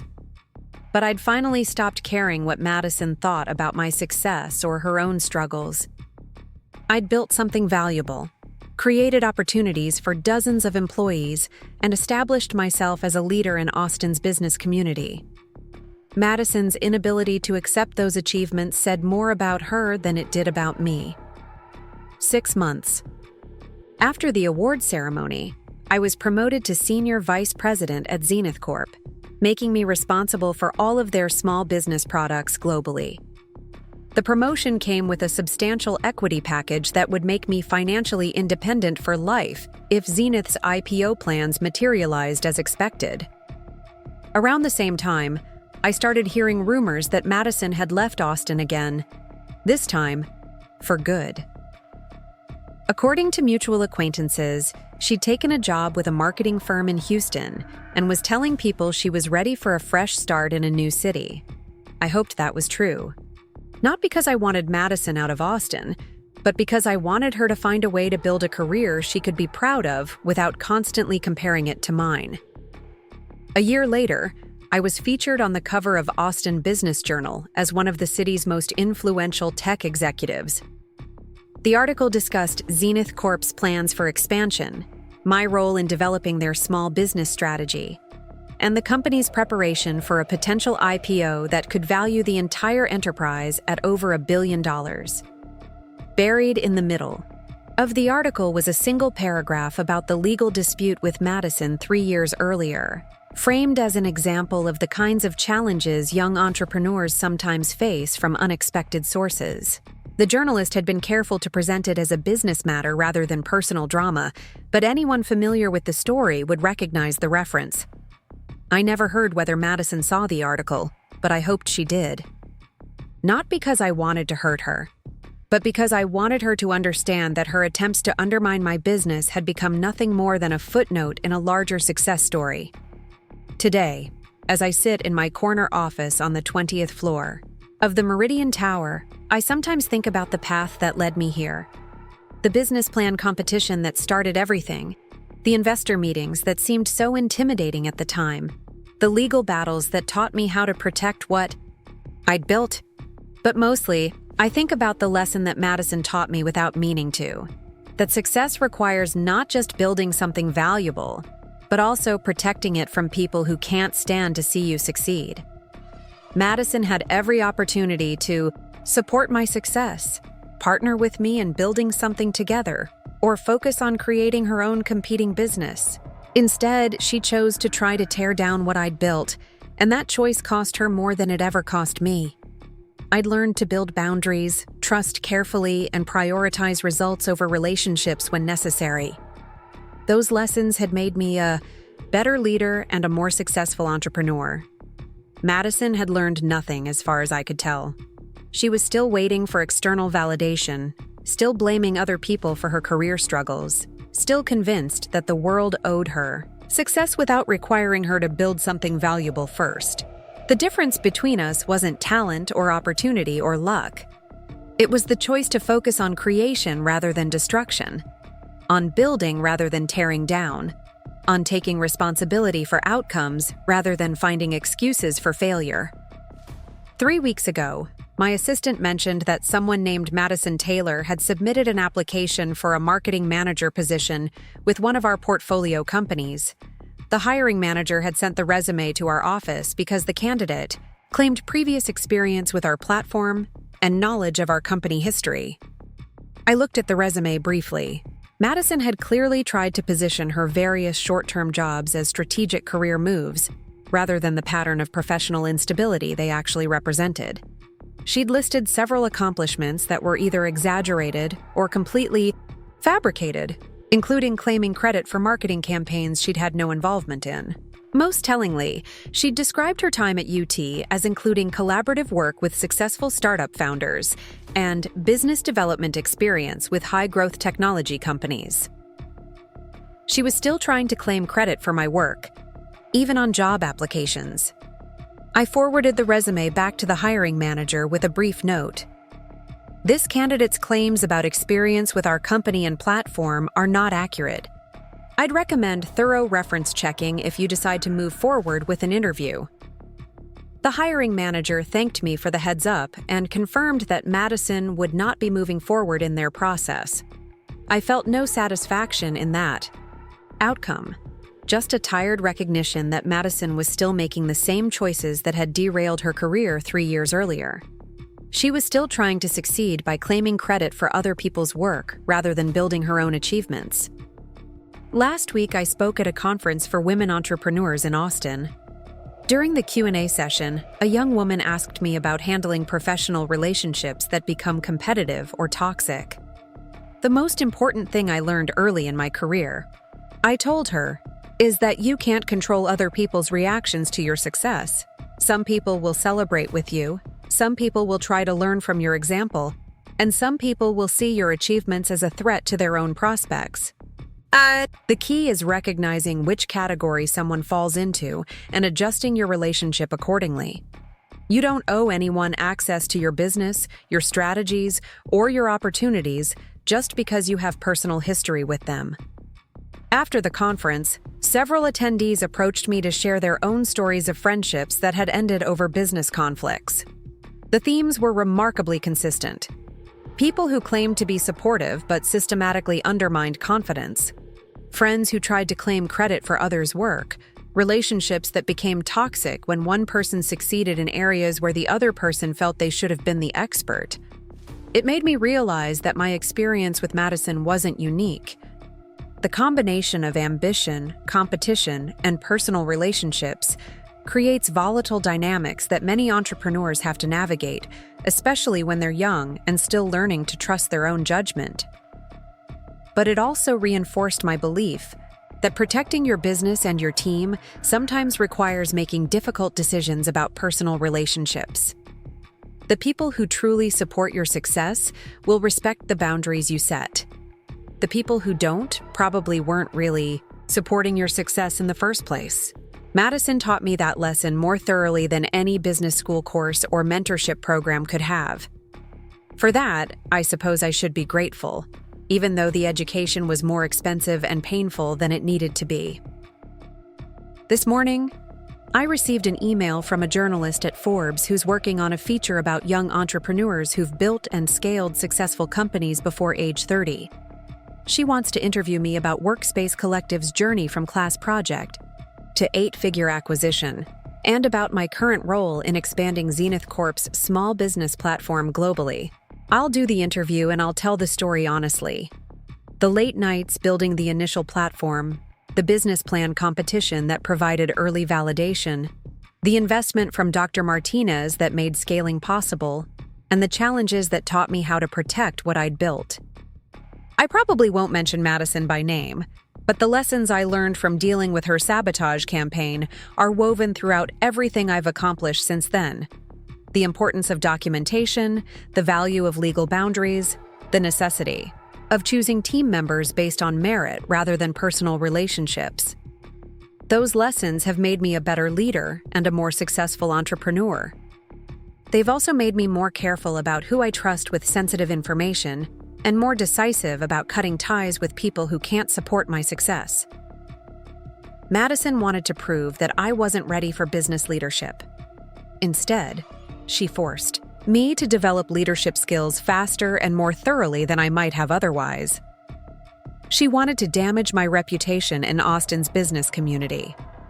Instead, she taught me how to build stronger relationships with investors, partners, and customers who actually matter to my company's success. The irony is perfect and complete.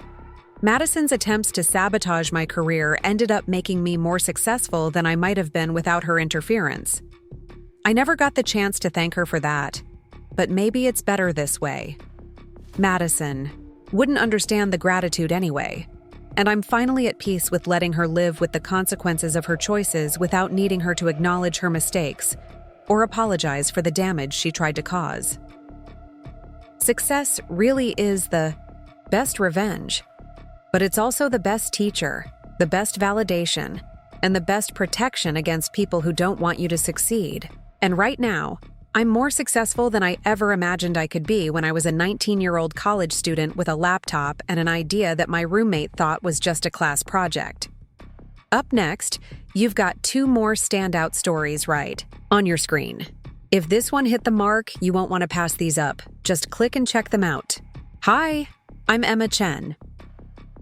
When Madison saw me step out of the black Tesla in front of the Meridian Tower last Tuesday morning, her face went completely white. She was standing there in her discount blazer, clutching a portfolio, waiting in line with 20 other candidates for a marketing position. At my company, in my building.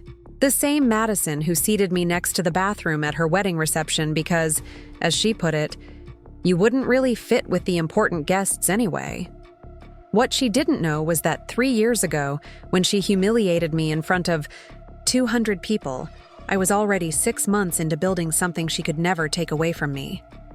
And when she walked into that interview room and saw me sitting behind the conference table as the CEO, the look of absolute shock was worth every sleepless night, every rejected pitch, every time someone told me I wasn't cut out for business. Before we jump back in, tell us where you're tuning in from, and if this story touches you, make sure you're subscribed because tomorrow, I've saved something extra special for you. Let me take you back to where this all began. It wasn't at her wedding. It wasn't even in college, though that's where we met. It started in our sophomore year dorm room at UT Austin, when Madison Taylor looked at my laptop screen and laughed at what would eventually become a multi-million-dollar idea. I was 19, sprawled across my twin bed with my MacBook balanced on my knees, working on what I thought was just another class project for our entrepreneurship course. The assignment was simple: identify a problem in student life and propose a digital solution. While everyone else was creating apps for food delivery or study groups, I was digging into something that had been bothering me for months. The problem was space. Not physical space, but digital workspace for small businesses and freelancers who couldn't afford expensive software suites but needed professional tools to compete. I'd watched my mom struggle with this exact issue when she started her graphics design consultancy after my dad left. She was brilliant, but she was spending more on software subscriptions than she was making some months. Madison walked into our shared room that October evening, fresh from her sorority meeting, still in her perfectly pressed white button-down and pearls. She glanced at my screen, where I had mock-ups of what I was calling Workspace Collective, spread across multiple browser tabs. "Still working on that little project?" she asked, tossing her Kate Spade bag onto her perfectly made bed. Madison's side of the room looked like a Pinterest board. Mine looked like a tornado had hit a computer science lab. "It's not little," I said, not looking up from my code. "I think this could actually help people." She perched on the edge of my bed, and for a moment, I thought she was genuinely interested. Madison had this way of making you feel like you were the most important person in the room when she wanted to. It's what made her so popular, and what made losing her friendship hurt so much later. "Emma, honey," she said, and I should have known from the tone that nothing good was coming. "You're so sweet, but this is just a class project. You don't actually think you're going to start a real company, do you? I mean, you're studying computer science. You're not exactly the entrepreneur type." I finally looked up from my screen. "What do you mean?" Madison gestured vaguely at my appearance. I was wearing an oversized hoodie from high school. My hair was in a messy bun held up with a pencil, and I probably had Cheeto dust on my fingers. "You're brilliant with computers, don't get me wrong, but building a business? That requires people. Skills, networking, presentation. You know, things that don't come naturally to everyone." The sting of that comment settled somewhere in my chest, but I pushed it down. Madison wasn't trying to be cruel. She was just being realistic, right? She'd grown up in Westlake Hills, where her father ran a successful law firm and her mother organized charity galas. She understood business in a way I didn't. "You're probably right," I said, closing my laptop. "It's just a class project." But I kept working on it anyway, late at night when Madison was at parties or sorority events. I coded until my eyes burned and sketched user interfaces on napkins during lunch. When our professor asked us to present our final projects, Madison went first with her polished PowerPoint about an app that would help sorority girls coordinate outfits. It was slick, professional, and completely useless. When my turn came, my hands shook as I pulled up my prototype. I'd been working 16-hour days for 2 weeks, and Workspace Collective actually functioned. Users could access design tools, project management software, and financial tracking all in one affordable platform. I'd even signed up 3 beta users from a freelancer Facebook group. The presentation was rough around the edges. My slides weren't as pretty as Madison's, and I stumbled over a few words. But when I finished, Professor Williams leaned forward. "Emma, this is impressive. Have you considered entering this in the university's business plan competition?" I felt Madison's eyes on me from the front row. She was smiling, but it didn't reach her eyes. "Oh, I don't know," I said. "It's really just a project." After class, Madison caught up with me in the hallway. "That was amazing, Em. I had no idea you'd gotten so far with it." She linked her arm through mine like we were still best friends. "You know, if you do enter that competition, I could help you. With the presentation side, make it really shine." I should have seen it then, the way she always positioned herself as the one who could fix what was wrong with me. but I was 19 and desperate to believe that my best friend had my back. The UT Business Plan competition was held every spring, with a $50,000 prize for the winning team. I spent winter break refining Workspace Collective, adding features, recruiting more beta users. By January, I had nearly 100 small businesses using the platform, and they were paying a modest monthly subscription fee. Madison helped me practice my pitch presentation every night for 2 weeks leading up to the competition. She coached me on my posture, made me buy a blazer that fit properly, and even did my makeup the morning of the presentation. "You look like a real entrepreneur now," she said, stepping back to admire her work. I should have felt confident, but instead I felt like I was wearing a costume. The blazer was too tight across my shoulders, and the makeup felt heavy on my face. Madison looked perfect in her navy dress and heels, even though she wasn't even presenting. The competition was held in the university's biggest lecture hall, with judges that included successful Austin entrepreneurs, venture capitalists, and business school professors. 20 teams had made it to the final round, and we were presenting in order of registration. Workspace Collective was scheduled for the afternoon session. Madison sat in the front row, giving me encouraging smiles and thumbs up. When my name was called, I walked to the podium with my laptop and took a deep breath. The presentation went better than I'd hoped. The demo worked flawlessly, the judges asked thoughtful questions, and I could see genuine interest in their faces. When I explained how the platform could democratize access to professional tools for small businesses, one of the venture capitalists actually took notes. "The market validation is impressive for a student project," said Dr. Sarah Martinez, a successful tech entrepreneur who'd sold her company to Google 5 years earlier. "You have real paying customers and clear product market fit.